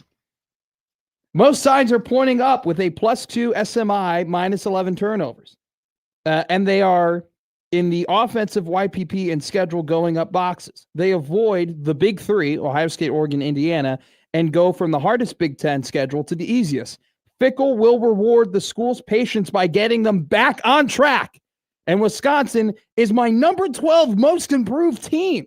And they could double their win total or more. All right. I think we're on to something here. Somebody has to be bad. Northwestern at 5-5. They beat Minnesota for a bowl and beat Central Michigan 34-7 in the bowl. The Cats' 6th straight bowl win this year. They open a $862 million, 35,000 seat Ryan Field October 2nd versus Penn State. Despite a schedule with Indiana, Ohio State, and Oregon, this team has a great shot at a 3rd bowl in 4 years, and Braun always gets the most out of his talent on hand. UCLA. Yeah, who is supposed to be bad this year? Like, just all indicators are pointing up as they make the going up boxes for schedule strength, all conference points, offense and defense yards per play, and rate a +3.5 on my SMI. Chesney was a great hire and inherited a veteran team. They then supplemented them with JMU transfers. They have 5 Big Ten home games, and UCLA makes my most improved list for 2026. Mm-hmm. Is this bit getting too long, or should we go until we find a bad one? I mean, I'd like him to say something bad about somebody, but I don't think he's gonna. This year, quarterback Washington, this is for Maryland, is back, and a young, talented defense is a year older. All signs are pointing up as they had 3 net close losses and have 14+ all-conference points returning and a +2 on my SMI. They are going up for easier schedule. They will be favored in their first 4, so they should get off their usual solid start, and 6 of my 9 sets of power ratings are calling for a bowl game this year. Oh, no. What is, okay, Purdue's over-under is 3.5 on FanDuel. What does Phil Steele say about Purdue? Purdue. Okay. They are the final team here on his Big This Ten. has to be, I just don't think this is the year. Okay. He's going to have them in a bowl game. This was a completely new team made up of pieces from everywhere. I said to give Odom a pass for this clear rebuilding year. Odom became the first Purdue head coach to win his first 2 games since Cleo O'Donnell in 1916 and had 2 close losses in Big Ten play, but were 0-9 in Big Ten, minus 126 yards per game. Purdue has lost 18 straight Big Ten games, and it was the first time since 1923 Purdue won 2 or less games in back-to-back seasons. Purdue is more stable in year 2, but still at the bottom of the homegrown chart in the Big Ten. Most indicators are pointing up, like negative 12 turnovers and 3 net close losses. There will be strides made this year, but it will look like a rebuild again and a 4th straight losing season. Okay. There was a lot of, hey, statistically, they can't be as bad as they've been. Exactly. All of these are, you know what? His negative comment is, this is at the bottom of Michigan State. This looks like another rebuilding year, but Fitzgerald will get them pointed in the right direction. That's his negative comment. Mm-hmm. I'm on to Phil Steele.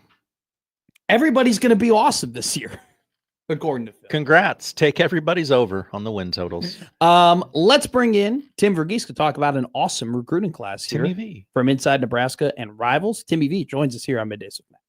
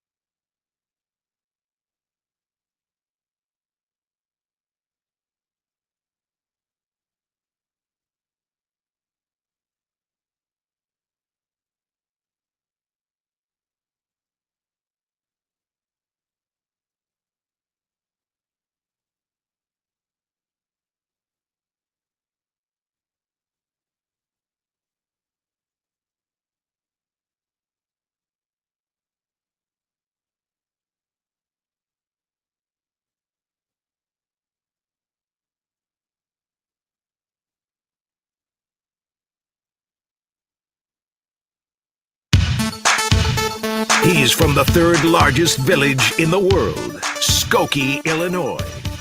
Middays with Matt on 1620, The Zone.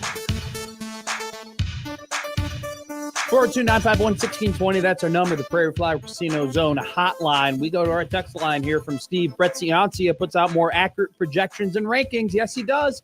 That's why he will be a guest during the college football season here on Middays with Matt. Brett probably will, we're due to have a Brett conversation here in a couple of weeks. We had him on, maybe mid-May when we were, I think, spring, the spring practices had just ended. So we brought Brett on, and he was through the ACC at that point. His release is set to be in about a week or two. I mean, we're getting really close to Pick Six preview season. So we will have Brett Ciancia on during the college football season. Really looking forward to doing that. But we're going to bring on one of our favorite guests here who comes on during all seasons from inside Nebraska and rivals. It's Mr. Tim Verghese. Timmy V, how are you? Hello. You got me? I got you. How are you, killer? How are we doing? I'm doing good, man. How was your fourth? It wasn't bad. Wasn't bad at all. Are you a big fourth guy, like barbecue guy, or do you go out to relatives or anything like that? Do you like fireworks? Are you a pyro guy?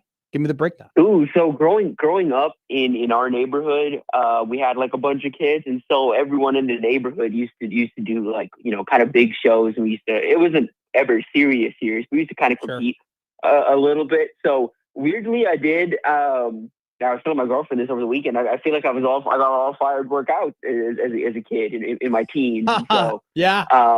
We were back. We were with some friends doing a little housewarming on the 4th and did some fireworks with them. So it was a good time, but wasn't anything crazy. I think I'm at the point now too where I was really invested in as a kid in what the Chinese were doing with fireworks, the big, the big technological advancements in the fireworks world. But we haven't really gotten that. Everyone's kind of turned to the drone shows now, so we don't really get the advancements that we used to. The drone shows are crazy. I am blown away. I've seen maybe 5 or 6 now. I actually went to Anaheim, California a couple of years ago. This is when drone shows were pretty new. And they did at an Angels game, they did a Star Wars drone show, and it was sick. It was so cool. So that was, and then the one they did one in Nebraska last season with the Malcolm Hartzog interception after they had beaten Kansas City in the first game. So the drone shows I'm all over. Hey, I know you're watching the World Cup right now. Did Egypt just get screwed over to no end? What's your opinion on this?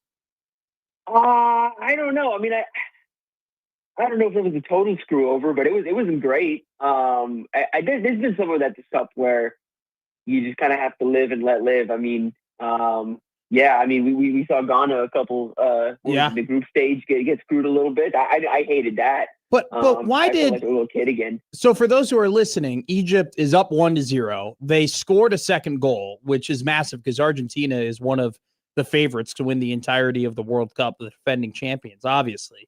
Egypt scores a second goal, could be a massive upset.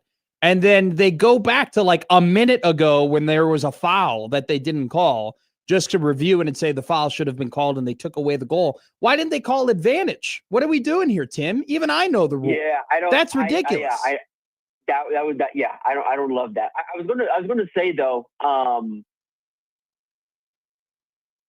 you know what they say, the 2-0 lead is the most dangerous in the sport. So it is. Maybe it is better that this stays 1-0. The most dangerous lead in all of college football might be the early commitment. Clearly, it doesn't mean a whole lot, as Khalil Taylor committed early to Penn State, then decommitted to Penn State. And then the Nittany Lions, along with Matt Campbell, were very much in the running until the Nebraska Cornhuskers have swooped in and taken the 4-star in-state wide receiver to pair with Tay Ellis, along with their 5-star quarterback, Trey Taylor. I know you. There we go. Hold on. Oh, hold on a second now. Egypt just took a fair 2-0 lead. Oh, you're ahead of us. Whoa. Thanks for spoiling. Sorry.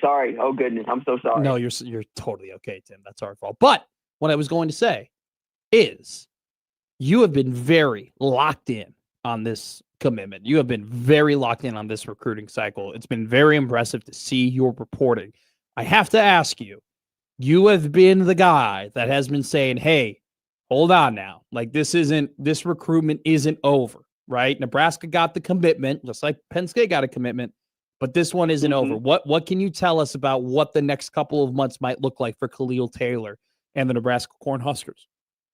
Yeah, so here's what's interesting is I do expect he's come out and said coming out of this commitment that his recruitment shut down and this is where he wants to be. He's pretty locked in.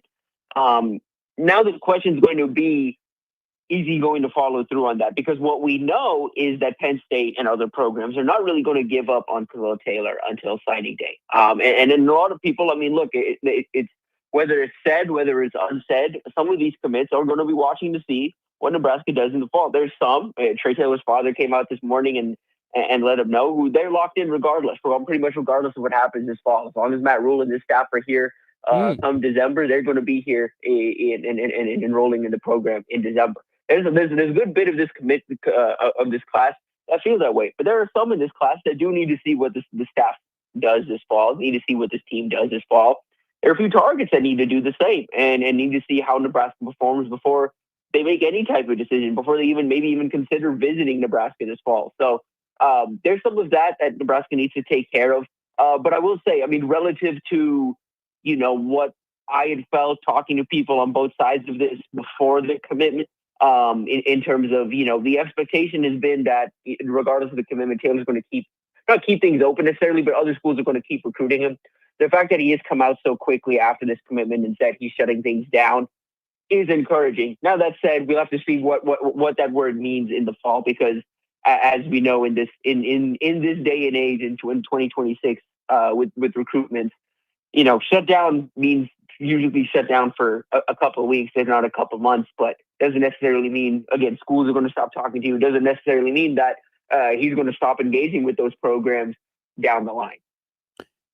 Looking here on the On3 Rivals Nebraska recruiting breakdown, Nebraska is 18th nationally, 6th in the Big Ten. They have 4 recruits in the top 100, Taylor being the 4th and final. He's 90th behind Jordan Agbanama at 89, Torrey Pittman of Millard North at 50, and then obviously Taylor of Millard South at 38.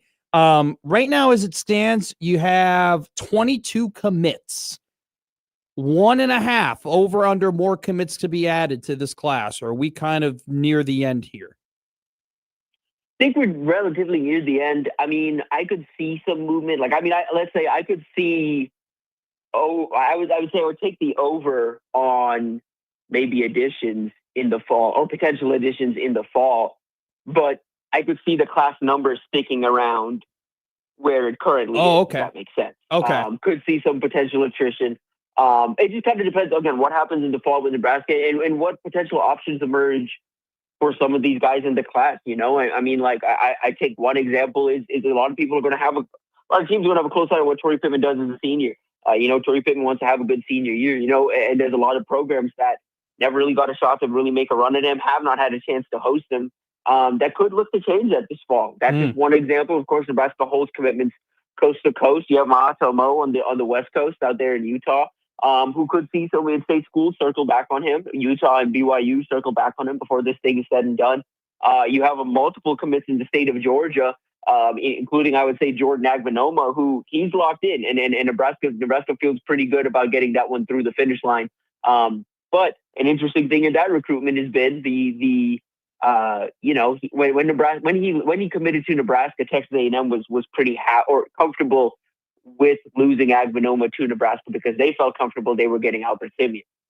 Albert Simeon committed to Notre Dame instead of Texas A&M. Of course, Texas A&M is going to be pushing for that flip, but would not surprise me if Texas A&M or other programs in state Georgia, for one, continues to try and get Agbanoma to campus in the fall and continues to try and pull off that flip.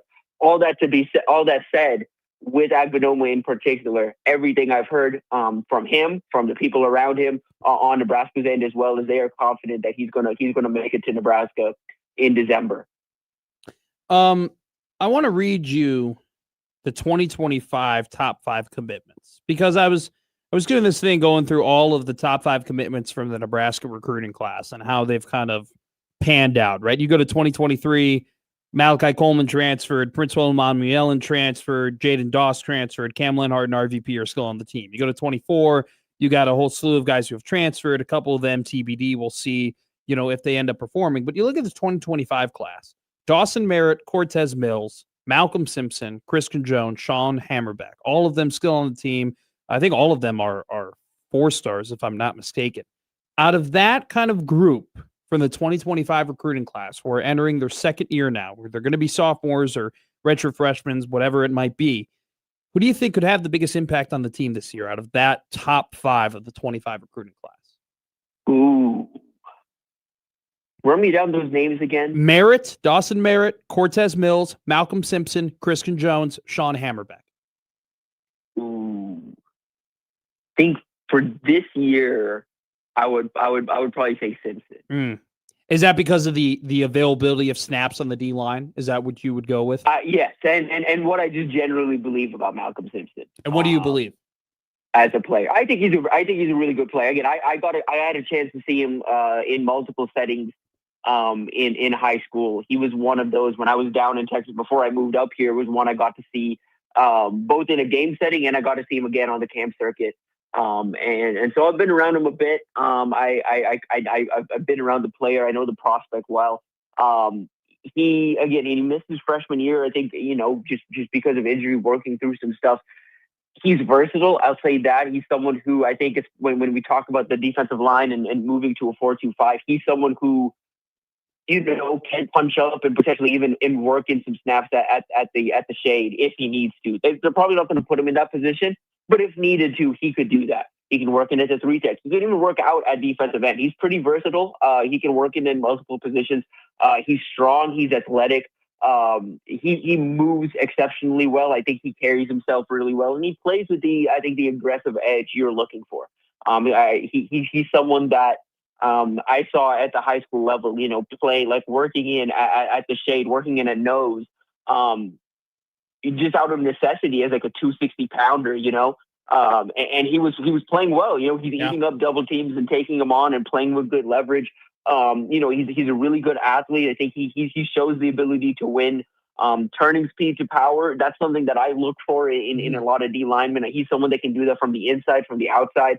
And again, just generally a very athletic and aggressive lineman. So I'm pretty optimistic about him. I'm optimistic about him under someone like Corey Brown, who I think those two connect really well. They're from the same part of Texas originally, so I think there's some ties there. There's some familiarity there. So I'm pretty optimistic in what Malcolm Simpson can be. I would say the other person in that list is also on the defensive side, and that would be Dawson Merritt, just because I think he's someone they can utilize in a variety of ways, and he's someone we've kind of forgotten about, or maybe feels like he's been forgotten about a little bit because of the injury. Yeah, I agree. I mean, he's just, watching his tape. Talk about just a dude, just like an athlete. Like I remember good football, just a good football player. Yeah. He was one where coming out of high school wasn't really sure where to put him, but you knew he could find a role in this defense. And I still don't really know. I mean, is he going to be a true linebacker, or is he someone who in this scheme can maybe even work in some snaps as potentially a stand-up edge? I agree. He's got the bend. So he's got the twitch. He just may not have the necessary size, but he's filled out, man. I mean, since getting to campus, he just keeps getting bigger. So even if he may not necessarily have the true size requirements from a height standpoint, he's thick enough to hold his own there. And again, we're in a world where you can survive with 6'2", 6'3", edges. You can, if they can hold their own against the run, you can survive with those guys. And especially an athlete like Dawson, he can survive. He's not like, I know I'm going a stretch too far, but when you talk about 6'3", 225 pounds, linebacker / edge, you kind of think of names like Micah Parsons and Arvell Reese. Now that's like the greatest end of it all, right? That's the peak of it. That's not where he's at, right? But 6'3", 225 with his athleticism, you're totally right, especially in this defense where Orich has said it multiple times, I just want to put my guys in the best spots. I'm just going to go ahead. We're going to put the best guys out there. and we're going to put him in spots to succeed. I agree with you. It's a guy that we don't talk about a lot that definitely could emerge as someone who's there. He's someone I wonder about you go back and watch San Diego State last year and the role that Ryan Henderson played for them. He moved all over that front seven, primarily an edge, but, was working at the second level, was working, as a stand-up, had his hand in the dirt. So he moved around a good bit across that front. And something I picked up on through the spring and weirdly through the recruiting process here in the 27 cycle, Nebraska was battling Ohio State for Prince Goldsby. He ultimately ended up going to or committing to Ohio State because Ohio State's pissed him on essentially the Arla Reese role. Nebraska's kind of matched that role with the quote unquote Ryan Henderson role, so to speak. Yeah. That's been something that's been pitched in. And so they're not unfamiliar with moving guys around the front and working, in this modern day.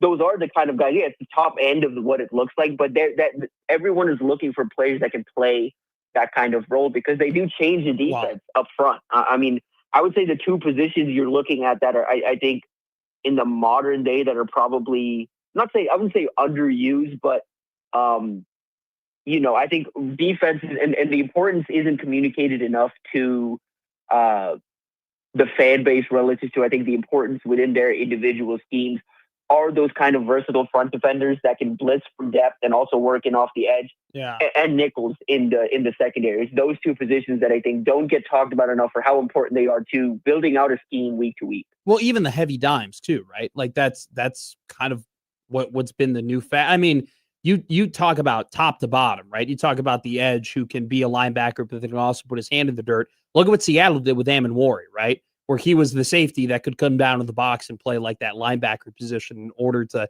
have two high safeties but still defend the run, right? So like the name of the game, and you mentioned this, it's versatility. How many guys can I have on the field that can do a bunch of different stuff so we can disguise things and keep the offense guessing? And I always refer back to Seattle because Mike McDonald is the best at doing that, right? Like, and they have some of those guys where you can have that variance. And so I agree with you, and I think Merritt's an incredibly interesting piece, and I think you can make the argument, Tim, that linebacking room has taken maybe the biggest strides from last season to this season, just in terms of talent and availability. When you go from Chambliss to Foster, and then you add in the potential of Shavers, and then also with Merritt, I mean, it's going to be a very interesting room with a lot of different toys for Rob Orts could potentially play with. I could have a conversation with you like this for an hour, but we got to hit a break here. I appreciate you greatly, my friend. We will talk to you soon, all right? Yes, sir. Yes, sir. Of course. Talk to you, Tim. Tim Verghese of Inside Nebraska and Rivals. Now, we've been tipped off by some of our friends that something is about to happen. And it happened. There it is. 2-1, Egypt. This is probably my favorite celebration in all of soccer, by the way, where they pick up the ball in the goal and they all run it as quickly as they possibly can to the center circle because they don't want to waste time. That's probably my favorite. I can't stand the whole bench comes out every single time a goal is scored. You know what I'm talking about? The whole bench, all of the reserves, all of the guys who don't play, they all come out. That's a little much. All right, you do that, when the U.S. was playing the Soviet Union in the 1980 Lake Placid Olympics. That's when you do that. You don't do that. It's a pool play game. You're Paraguay playing Australia. The whole bench doesn't need to come out there and celebrate with you. It's not that big of a deal. Pick it back up. Especially time's a factor, man. Time is a factor. We are running out of it, so we're going to take a break here, and we'll talk about Creighton basketball. Yes. 117 days away from college basketball season, folks. Let's talk about Creighton basketball coming up next.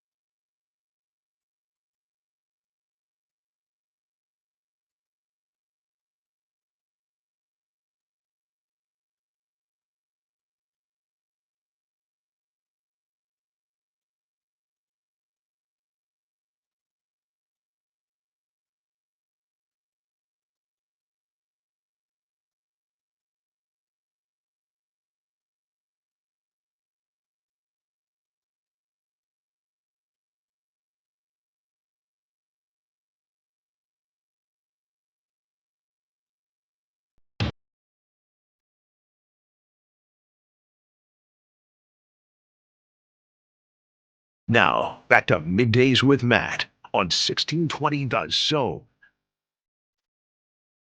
Don't forget to go to 1620zone.com. The Black Keys are headed to Omaha. The Young Giant will be here on August 3rd. Chris Stapleton, October 7th at Pinnacle Bank Arena. Motionless in White is coming to the Metro on November 11th at CHI Health Center. And Burt Kreischer back at the Mid-America Center December 6th. Go to 1620zone.com. Enter yourself with the opportunity to win those contests. Let's go ahead and real quick for you J-Skers out there, because we always said in our promo, even you J-Skers, which I don't have any problem with J-Skers, by the way. Just want to make that my stance. I don't have a strong opinion. Whoa. I don't. Could you imagine?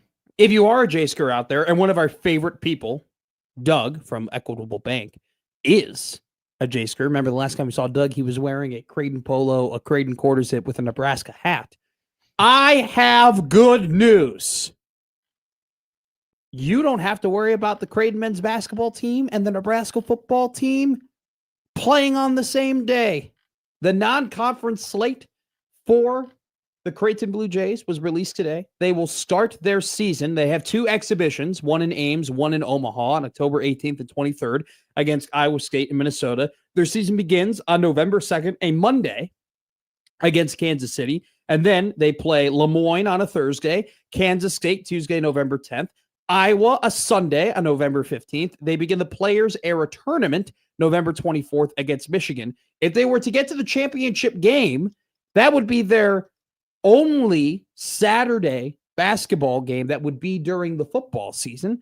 But what would be happening before that is the Nebraska football game, which was going to take place on November 27th. So you may not have a problem there if they were to go all the way in the Players Era Championship. They then play Oral Roberts on a Tuesday, December 1st. Nebraska here at the CHI Health Center in Omaha, December 5th. That's a Saturday. Gonzaga will be a Saturday as well, 1 week after Nebraska, and then they will finish up their non-con slate with Mount St. Mary's on a Tuesday, December 15th. We are still awaiting for the Big East Conference slate to be released, but overall, I mean, as you expect, right? You know, non-con very important for Creighton because the Big East, we've seen over the last two seasons that, you know, you don't get as many Q1 opportunities when it comes to wins as maybe you would if you were in the SEC or the Big 10 or the Big 12. So non-con slate's always been super, super important. This is it's challenging. They're going to get challenged by Iowa. They're going to get challenged by Michigan. They'll get challenged by Nebraska and Gonzaga. They, you know, have a bunch of other Power 5 teams that they'll play in the Players Era tournament. So as kind of what we're used to, a non-con slate that, you know, is going to push Creighton. We'll see what Coach Huss can do in his first year as head coach with the Blue Jays. All right, let's do a top 10. It's Top 10 Tuesday coming up next here on 1620 Zone.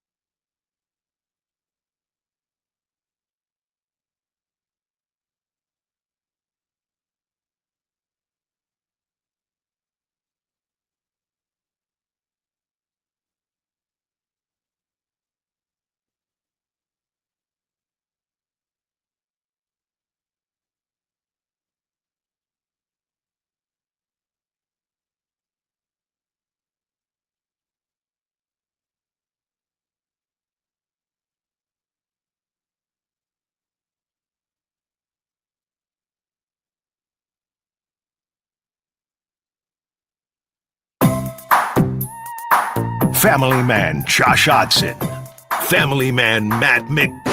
You're kidding me, right? They want me to read this? Okay. Family Man Josh Hodson, Family Man Matt McMahon. I'm sorry, there's just no way I'm going to get through this. You're listening to Middays with Matt on 1620 The Zone. I don't know if there is a Egyptian soccer groin kick chronicles. I don't know if Gotta be. if that's there, but this has got to be up there. This is on it. And now they've given this guy's given the entire team yellow cards.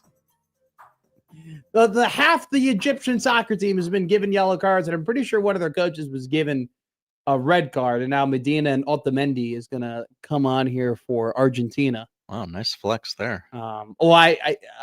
Otamendi, It's the FIFA in you. Yeah, I'm pretty sure Otamendi played at Juventus, and then there was a guy named Dybala.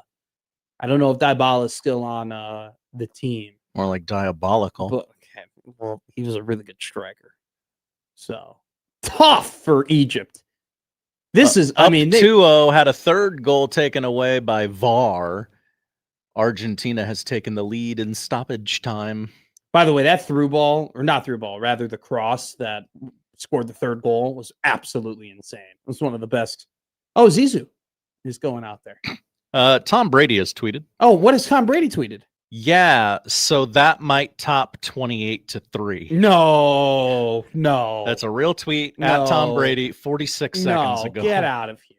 Get out of here. I mean, the fact that they won it in regulation is impressive, but like it's Egypt playing. First off, Egypt wasn't parking the bus, which I don't understand why they were still attacking when they were up 2-0 with basically 13 minutes to play. That made no sense. Also, it's Argentina. When they if you give them the ball for too long, they're going to turn it up and be able to get scoring chances. I mean, that's just what they do. They score goals in bunches. So I wouldn't say this is 28-3. 28. He's got to give himself more credit. 28-3 is insane. 28-3 is one of the craziest things that has happened in sports. Like everything that have had to have happened there for them to come back and win that game. And they had to do it in overtime, which I even think is even more impressive. Really all seemed pretty easy for Argentina. Dude, it seemed like they had just been holding that back the entire time. The clock hit 80 and they were like, all right. I got to go to work. Let's go. Ugh. Guess I got to go and win another World Cup knockout game, Anyway, real quick before we get into our top 10, because it's the top 10 Tuesday, some pretty significant news, in my opinion, has happened today. News? I know, shocking, in July that we have this news. So the Big 12 has announced that they're going to partner with Monster Energy and have a jersey patch for every football and basketball team in their conference. This is written by on3 Alex Byington. Big 12 Commissioner Brett Yormark announced the introduction of a league-wide sponsorship agreement with Monster Energy involving co-branded Big 12/Monster patches that will appear on all league football and men's and women's basketball jerseys. The multi-year licensing deals, which also include the co-branded logo, appear on each Big 12 football field and basketball court.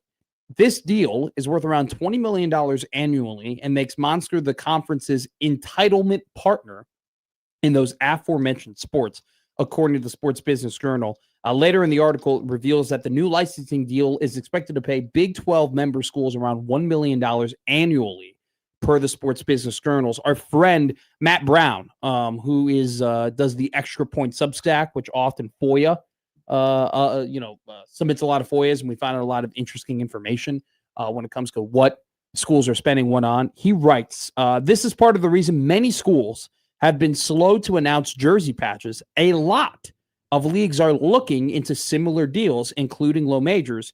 The second thing he notes is half of the Big 12 schools are Pepsi schools. Monster is partially owned by Coke. Oh, that's okay. That's lawsuits ? Make goods ? That is very interesting because if I am Pepsi right now and I am partnered up with a school and I'm now having my school that I am partnered up with, no chance in hell. You're going to go ahead and on the most prominent parts of your court, your field, and your jerseys, you're going to be sponsoring the competition's energy drink? Hell no. Hell no. Absolutely not. So that'll be very interesting to see. In a situation where you didn't even offer us a chance to put who's to know? Who's to say? Right? Right. Real quick, who's to say? Like maybe they did go to Pepsi and Pepsi did say no, right? We don't fully know that. There could be more details that reveal it, but it is very interesting that, we've sat up here and we've talked about Nebraska having a specific deal, right, with a specific partner. And we've talked about, Michigan State, they're going to have patches on their jerseys. Wisconsin, most notably, they're going to have the Culver's patch on their jerseys. The way that we've seen this work and all of the other pro leagues and now college teams that have done this, they've all gotten their own individual partners. It's very interesting to see a league doing it themselves and going ahead and saying, no, this is our partner and this is what you're going to wear on your jersey. It's interesting. What does it communicate to me? It communicates two things. Maybe it's not as easy to get a deal done as maybe people might think. And maybe these deals with college sports packages, maybe they won't be as lucrative as the pro sports packages. Those are just two thoughts I immediately have on the situation or just on the things that are happening. It'll be interesting. Do teams still go out and get another patch, right? So like, is there still going to be space on the jersey? Are you still going to have room on the billboard to maybe get your own patch as well? And does that patch have to coexist or also have the same beliefs or whatever it might be as Monster? Like, are there certain brands at Monster or Coke, right, which partially owns Monster, would they would say, no, you can't have that other I would patch? assume there's no non-competition clause. Yeah, so it's very interesting to me. This is something that's happened. We haven't seen it in pro sports, right? I mean, we haven't seen at least the NFL or the NBA say, you must all have this patch on your jersey, right? So we'll see if more leagues do this, and we'll see. I mean, it makes sense too here on Matt's tweet where he goes, including low majors. It makes sense that for some lower major teams that, is the Coastal Carolina brand big enough to go and make their own jersey patch deal that would be super lucrative, or are they better off having the Sun Belt go and do that for, right? Is Bowling Green, are they a big enough brand to go and sell their own jersey patch and get paid a lot of money for them? Or are they better off having the MAC have a full-on partnership that just puts that patch on their jersey? A lot of questions to be asked here, which is why I bring this article up, because I think it's very interesting. Obviously, patches on jerseys are the new wave because we're trying to make more money in college sports. But to see a league take the initiative and say, no, this is what you're going to wear, and this is what we're going to give you for, give you this, how much you're going to get paid for it, is interesting. Very, very interesting. Something I maybe didn't anticipate. I don't know. I didn't really see the tea leaves when it came to this. But a very interesting development. And once again, this is why I like Brett Yormark. Like, Big 12 is always doing something different. They're always looking for a different slant. They're always looking to try and even score. They're always trying to take a new point of view on things. And they are definitely behind when it comes to the competition in terms of football prowess. But when it comes to a commissioner trying to make his league more prominent, trying to make his league more money, trying to get his league to the point where it could be on even playing ground with the SEC Big Ten rivalry that exists within college sports, I give him a lot of credit for trying to push that envelope and try and figure out new things. All right, let's do the top 10. Should be fun. What was your original top 10 going to be before we changed it? Can I ask you that? Well, it was going to be a 2-week run up to the release of The Odyssey next week. Top 10 Matt Damon movies this week. Top 10 Christopher Nolan movies next week. Okay. Now I can do them both next week. That's fine. Do you have... All three are ready. Do you... Okay. I keep that thing on me. Let's do top 10 desserts today. We'll do we are doing top 10 Matt Damon movies. I know. Get your you got a week to get your list right. Dude, I am so fired up. Matt Damon's my favorite actor. Quote Oscar Jacobson, that's the least surprising thing to hear about Matt McMaster. Correct. I don't even know what number one would be. I know number one. I know number one. Oh, I want to do it so bad. All right. Top 10 desserts, though. That's right. Okay. This is I'm gonna work with you here. Okay. I'm gonna work with you. Can I get a pen? Do you have a pen over there? I have one pen, and it's for me. And I'm going to give it back to you. Okay. Thank you, buddy. Sorry. Sometimes my fingers do things I don't know why, but they just act in a certain way. We're not even doing phrasing anymore, guys. Number 10. Number 10, Oreo cookies. Are they a dessert though, or are they a snack? Like if I'm thinking dessert, I didn't think. Okay, clearly. So when I think dessert, like I go to a restaurant and I order it off the menu. Can you go to a restaurant and order Oreos? You know? Okay. I would tell you what would be on here that is I would put deep fried Oreos somewhere on this list. Deep fried Oreos. Okay. But is that a dessert or is that a Well, now you're doing something to the Oreo. Well, it makes it better. Yeah. I'll give it to you. 10 Oreo cookies is fine. It's the only one on my list where we're going to have this kind of debate. Don't worry. Number 9. Snickerdoodle. Yeah, I don't have them a lot, but I'm a fan. Hazelnut snickerdoodles. Whoa. You're always one up in my list. Well, here. snickerdoodles is like it's a whole, you know. Hazelnut snicker. Hazelnut, dude, and they come in that little tin can, you know, and then like your grandma puts all her sewing material in there. Hell yeah. I mean, that's a good cookie. It's an incredible cookie. Number 8. Cherry pie. Okay. I would not have I'm not a cherry pie man. Okay. Me and pie have a weird relationship. We got I don't know. Explain. You know, pie is kind of like we're always texting and we're always going to say we're going to hang out and we both tell all our friends we like each other, but it just never really ends up vibing. Like, okay. In theory, Pie and I should be great, and we think, like, Pie and I both think we should be together, but then, like, there's just something off, you know? There's just something, like, I don't know. Part of it, I don't really like cherry pie. I don't really like apple pie. Okay? Pumpkin pie, when do you eat pumpkin pie outside of Thanksgiving? Put pumpkin pie on this list. But I love pecan pie. Oh, you know, pecan pie. Pecan pie is a top 5 item for me. I love pecan pie.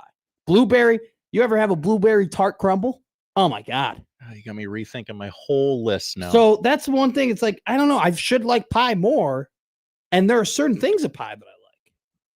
But I don't love all of pie. And cherry pie is not one of the pies that I like. Number 7.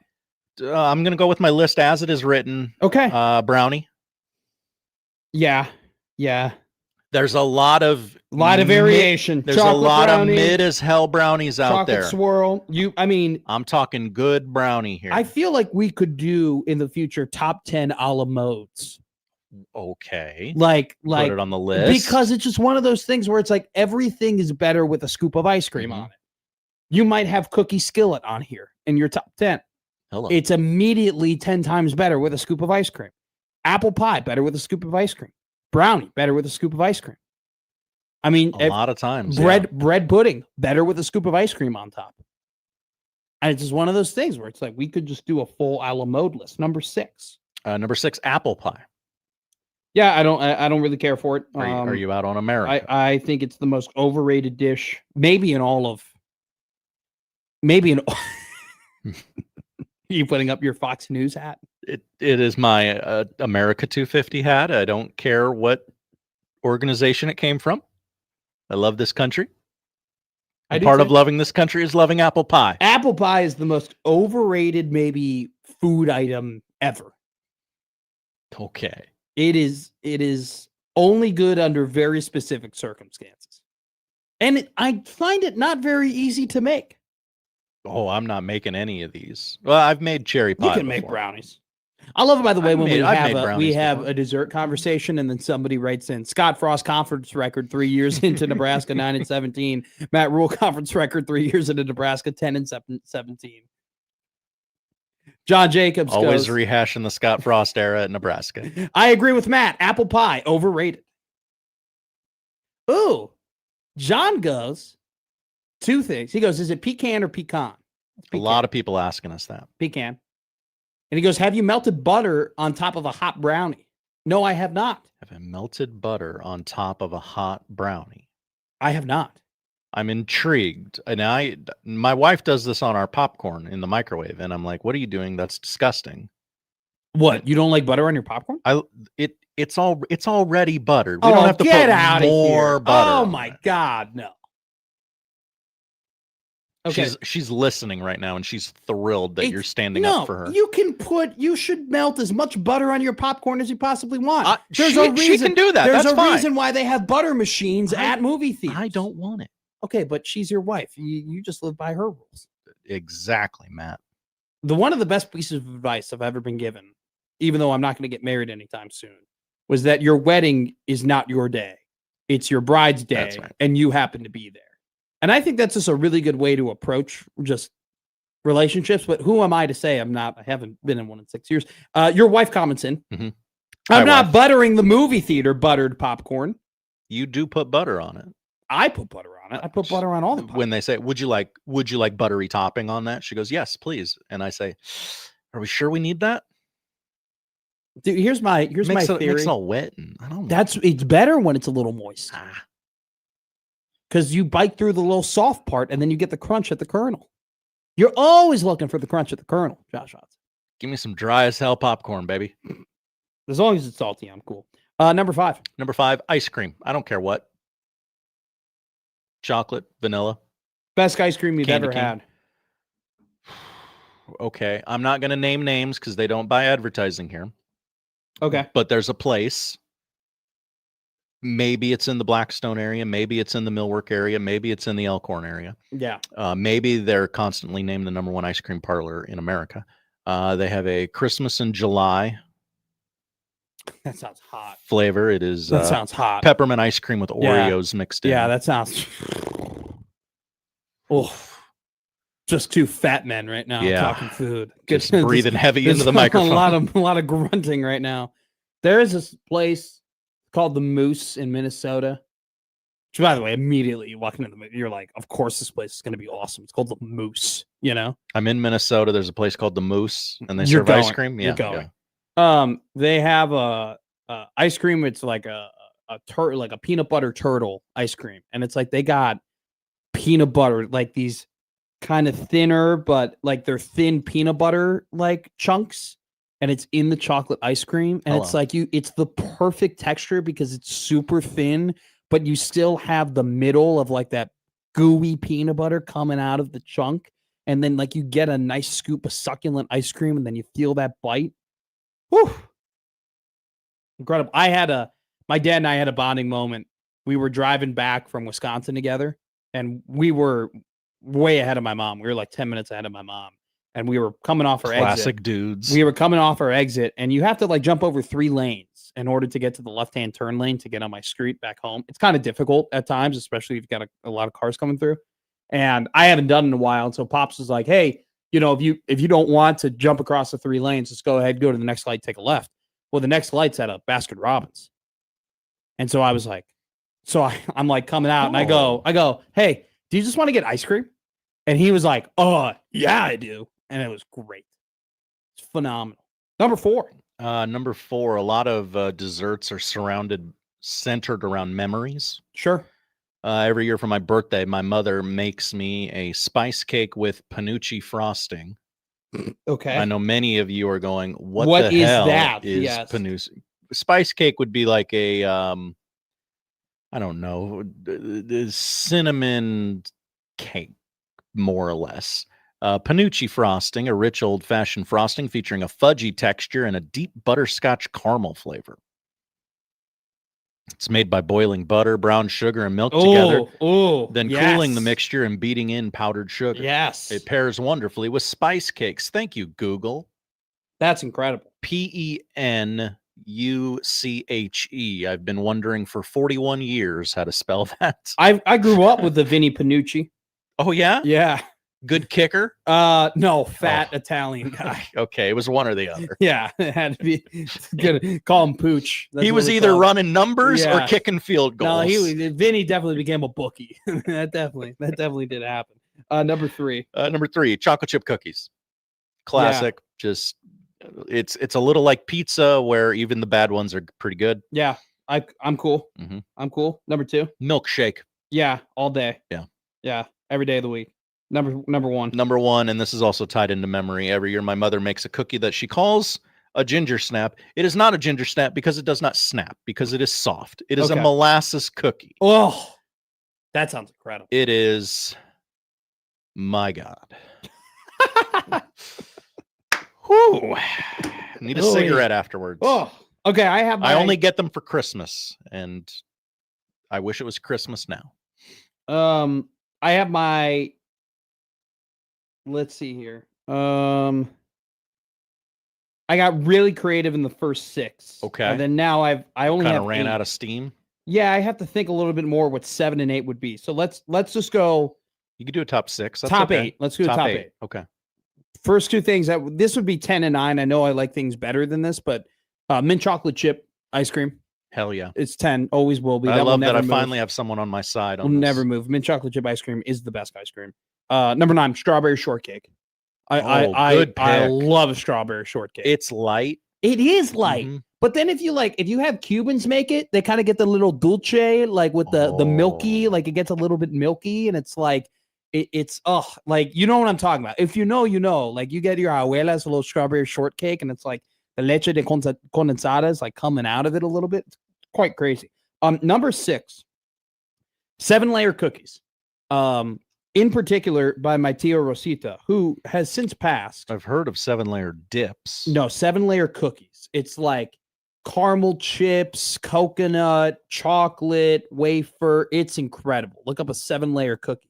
Okay. It's awesome. Here's the thing. Tia Rosita made the 7-layer cookies. She has since passed away. We were at her memorial service, and she has 2 great kids, Carl and Kevin. And I had a cousin of mine, Gary, come up to me and say, hey, I'm asking you because I know you could probably do this the best, but how do we ask Carl and Kevin where the 7-layer cookie recipe is? Like, because their mother has passed away. Like, you don't want to. It's a very trying time for you don't. But you have something I now need. Exactly. Like, we need these 7-layer cookies. They're that good. And so I was in front of enough people, and I go, Carl, there's something that you need to find that we are all very interested in. And Carl looked at me and said, I know what you're going to ask. And I said, where is it? And he goes, I have the recipe. Good and man. I'm like, great. So we will be getting our 7-layer cookies. Number 5, baklava. The Greek dish, layered with kind of like nuts and honey. It's a pain in the ass to make, but it's incredible to eat. It's really easy to eat. So great. Number 4, pecan pie. Pecan pie. I don't want pecan. Mad it wasn't on my list. It is so good. I also forgot the hot fudge that my wife makes. It's from her grandmother's recipe. It's pretty great. Divine, yeah. Tia Rosita also made pecan pie. So I don't know what I'm going to do about that. I couldn't ask about 2 different desserts since she passed, but we'll figure that out. Number 3, flan. Oh. You know flan? I'm aware. I don't know that I've actually ever had it. So flan is like a vanilla custard, and then on top of it is a caramel kind of crust / sauce, and then goes over the custard. It's not too terrible to make, but it's when made properly, it's awesome. When made not properly, it's pretty bad. It gets real soupy on you. If you make a good flan, I will marry you. Like if I was like, heard him, ladies. If I was like dating a woman and she just pulled out the best flan I've ever eaten, I'd probably pop the question right there. I don't know that the kids are eating flan anymore. You know what? I see it. The only place that I would get it was at Lazo's Tacos, which is my Tio Lazo in the restaurant. And now that place is since closed. So the only time I get flan now is when my abuela makes it. Number 2, creme brulee. If there is a creme brulee on the menu, I'm going to get the creme brulee. Unless my number 1 dessert is on the menu, then I'm getting bread pudding. I was going to say, we split a bread pudding the other week. Bread pudding is my favorite dessert of all time, especially a la mode. Absolutely incredible. Sweet, sugary, got a little texture, easy to eat, 2 spoons, nothing better. It works every time. Every time it works.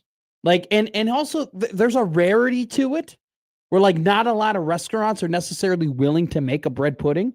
So if you have the confidence to make the bread pudding, it's almost as if it's a shoo-in that it's going to be a good bread pudding. I have not had a bad bread pudding. I have. And that one that we had at Farmer Brown's, goodness was incredible. I had a phenomenal It time. was. You allowed me to have a few bites. You housed it. I devoured it. Yeah. I'm sorry. Like I gave you another spoon because I didn't want to feel fat. Mhm. But I couldn't help it. All right, let's take a break and let's have a fun little segment that we'll hit the crossover with UFC coming up in about 20 minutes before we wrap it up here on Middays with Matt.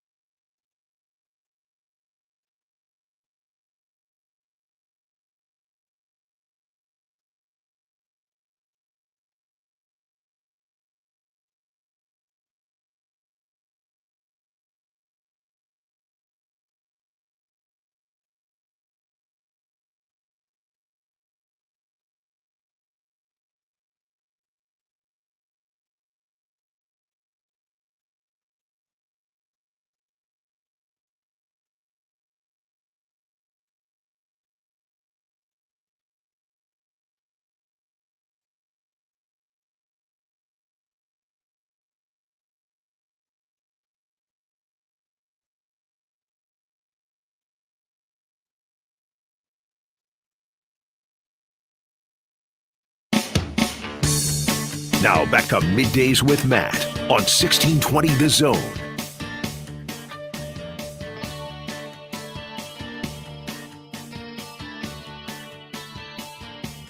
Got a lot of questions, comments, and concerns after our dessert top 10 from the 402. Hi, 402. Carrot cake, especially after a barbecue. Get out of here. Yeah. You're banned from listening to the show. Carrot cake from 402, bad, dead to us. Dead to us. 402, dead to us. Okay. All right. Steve, flan is a huge dessert at Cuban restaurants. Well, ain't that a coincidence? I wonder why the Cuban man loves flan. It's all coming into place. From Aaron. Hi, Aaron. I got it. He goes, he was a couple text messages here. He goes, if you like blackberries, I have a blackberry bread pudding that will change your life. Oh. It takes 24 hours, but it's insane. I got it from a recipe in Oregon when we got fresh blackberries every year. Aaron, I mean, I might marry you if you give me a bread pudding. Whoa. Congrats, Aaron. Congrats to Aaron. Congrats to me. Yeah. Denver Broncos Eric, he goes, I need a special shout out today. My son Wyatt turns 18 today. Wyatt. Congratulations to Wyatt. Mom and dad, brother and sister all love you with all our hearts. Whoa. Congrats to Wyatt turning 18 today. 18's a big one. Congrats. Who's the texter? Eric, Denver Broncos Eric. Denver Broncos Eric. Congratulations. You made it. Congratulations. No. 18's big. Get out of my house. I mean, my dad didn't do that. But when I did get when I got this opportunity to be on 1620 The Zone, I was like, I have to think about it, be moving and all this, and could be. My dad goes, what are you would they be paying you like full time? And I'm like, yeah. And he's like, yeah, that's cute. Pack your bags. Like get off the payroll. In a related story. I go, yes, sir. Absolutely. And I'm very happy I made that decision. Okay. Conor McGregor fights this Saturday. Oh, yeah. We never got to this. You loved this prompt. I did. You are very good at telling me when you don't think I have a good prompt, but telling me in the nicest way possible that maybe we should pivot. And you are even better at when you like the prompt being like, let's go. And so we had to get to it because you love it so much. I want to talk about it. So Conor McGregor fights on Saturday. I feel like nobody cares, which is shocking to me because about 6 years ago, this guy was like the name and he hadn't won a fight in hadn't won a fight in lightweight in 4 years and he was still the guy. And at one point, Conor McGregor was the biggest star in all of sports, honestly. Not just in the UFC, but all of sports. And, he's fighting on Saturday, and there will be some buzz when you get to Thursday and Friday and Saturday. But we're talking about a guy when he fought Floyd Mayweather. We were talking about that, the lead up to that fight, Monday through Friday. Like, we were excited. So I started to think, and that sport has turned more insular. Oh, big time. In the last UFC has calcified. Yeah, but they don't seem to be interested in creating a star that transcends their own sport. They don't need it. Yeah, they don't need it. They're their own league now. 7 million watched the fight on the White House lawn. Cool. Perfect. Better than the Christmas Day NBA games. The Paramount Sports Plus deal definitely has given them some leeway as well in terms of just all the money that they're going to make from that. And they don't necessarily have to worry about buy rate because they're not the ones who are making up they don't have to make up the money. They got the money. They got paid. And obviously they don't want Anderson Cooper asking Conor McGregor questions. No, they don't. So, who is the biggest draw in all of sports right now? Some examples. Floyd Mayweather, one point in his career, biggest draw in all sports. At one point, sure. Mike Tyson, biggest draw in all Absolutely. sports. Usain Bolt, biggest draw in all sports. Michael Phelps, I think, was up there. Michael Jordan, obviously up there. I do think Caitlin Clark, not too long ago, which is going to show you how much the WNBA has botched this whole thing, biggest draw in all of sports. Do you think Tim Tebow? Oh, okay. Back in 08, do you think he was the biggest draw back then? It's possible. I'm doing this all off the top of my Me head. too. This is what we do best. I think Tim was up there. I think Tim was pretty close at his peak. But those are the names I immediately think of: Tyson, Phelps, Jordan, Bolt. Like Caitlin at the pinnacle was the biggest draw in all of sports. Who is that now? I thought of one name, and it was Lionel Messi. He just finished. It was actually quite riveting. I really think. Oh, Jay Skurtad's got a good one. What about Tiger Woods? At one point, absolutely. Mm-hmm. Jay Skurtad, absolutely. Right now, who's the biggest draw? I don't know if like the NFL, we see them so regularly, we see them so routinely. That's right where I was. I was like, is it Mahomes? Is it? It doesn't feel like that's the right answer. Because here's the thing, like you only get to really see Phelps and Bolt at the pinnacle every 2 years, right? Mayweather got to the point where he was fighting once a year. And right? The answer to this question is not just, well, what's the highest rated sporting event? Like no. It transcends. Yeah. You have to transcend the sport. People have to go that they have that factor that you can't quite quantify. Like I know this person is so great. I have to watch them right now. Screw appreciating their greatness after they're gone. Now it's got to be now. I think like peak John Cena, probably never because he was never big fight feel. We don't really like. There are a lot of people who don't call pro wrestling a sport. I'm not one of those people, but there are a lot of people who do that. So it's like I don't think you can qualify that. But like I think about that in terms of when I was watching WWE, I think, oh hey, he's fighting at SummerSlam. I'm like, I'm only buying that product to see John Cena wrestle. That's part of it. Back then, you had to to make the choice to watch that. It wasn't just it's on. People were only watching swimming because it was Michael Phelps. They were only watching running because it was Usain Bolt. There were people who would watch one fight a year, and it was a Tyson fight or a Mayweather fight.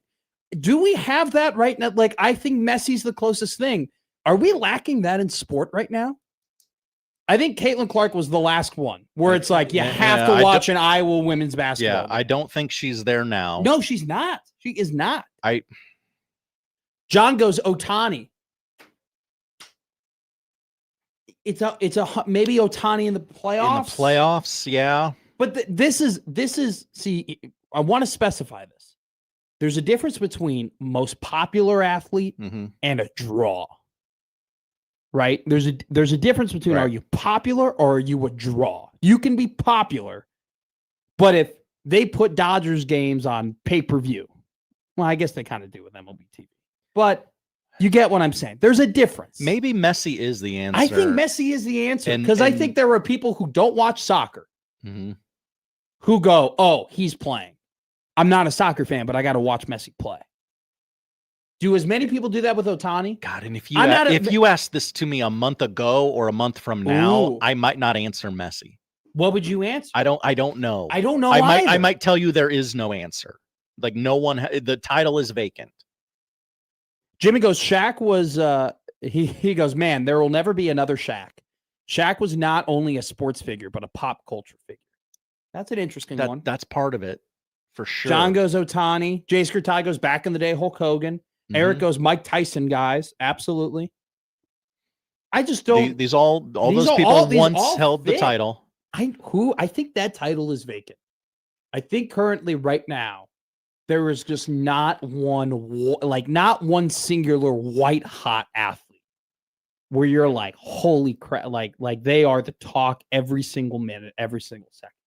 Obviously, LeBron was at that point at one time in his career. And he'll get that when it's a little closer to the end. LeBron was maybe the biggest draw for like 4 years. When he was making all those finals, every single playoff game was must watch. Like you weren't a Cleveland or Miami fan, but you watch every single game of the playoff. That's the definition of a draw. But at that point, he was competing with some of the guys that I just mentioned. He's gonna do something that everybody's talking about, or she, is going to do something It everybody's talking you- about tomorrow, and I need to be in on this conversation. Bang. And that's what Caitlin Clark was. Mhm. Yeah. We all had a Caitlin Clark opinion, except for Connor Happer, who never got to it. We were ahead of the game. You were ahead of it. It's the exact reason we opted out of the conversation. I opted because no in. one knew how to have the conversation. Little behind the scenes on that bit. Wow. That was a great meeting. I was in on the convo. And I'm now out of the convo because I'm just mad at the convo, which may be the bit of why you didn't have the convo. It's the exact reason. You figured me out. You read me like a book. Hey, we're not smart enough to talk about this. Let's not talk about it. Mike Chandra goes ASMR odds. Rattlesnake Ron goes, crazy thing is LeBron was at before the NBA when ESPN aired his high school game in 2003. We were talking about it. I recorded it, Matt. I recorded That's crazy. I recorded it on the VCR. Yeah. He was LeBron's up there for sure. From 308. Hi, 308. McGregor. Yeah, that's what we said. That's the base of the conversation. 308. McGregor definitely transcended sports when he was first on the scene. Skeeve says, I think it may be Otani. It might be. He might be the closest one to it. That is the one where you're like, okay, and also too, I need to appreciate his greatness right now. It's also not just appreciating the greatness, it's also recognizing the world popularity. Like sometimes we forget that like the Tour de France is one of the most watched sporting events ever, every year. Like it's insane. But we're not a cycling country. Matt, I couldn't even tell you what channel it's on. Exactly. So it's like one of those things where it's like you kind of have to take a step back in terms of the worldly views. I believe NBC Ohtani's owns the worldly. rights, but I don't know where they put it.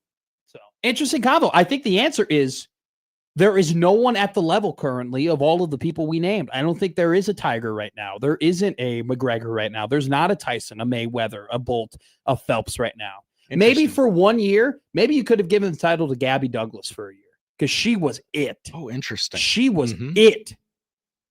What, that was back in 2012? She was it. I don't think there's a person like Caitlin Clark right now. It'd be interesting to see who it is. Simone Biles, Katie I almost feel like Katie Ledecky's too dominant. Yeah, maybe. To where you're like, I just tell me how fast she swam. Let's hit a break here. First thing I think of now, too, is Kristin Pulisic definitely had an opportunity to be that guy. Hoof. Definitely had an opportunity to be that Doesn't guy. even want to play his own sport. Take a break here, and then what to watch along with Dog of the Day, then USC and the crossover coming up next.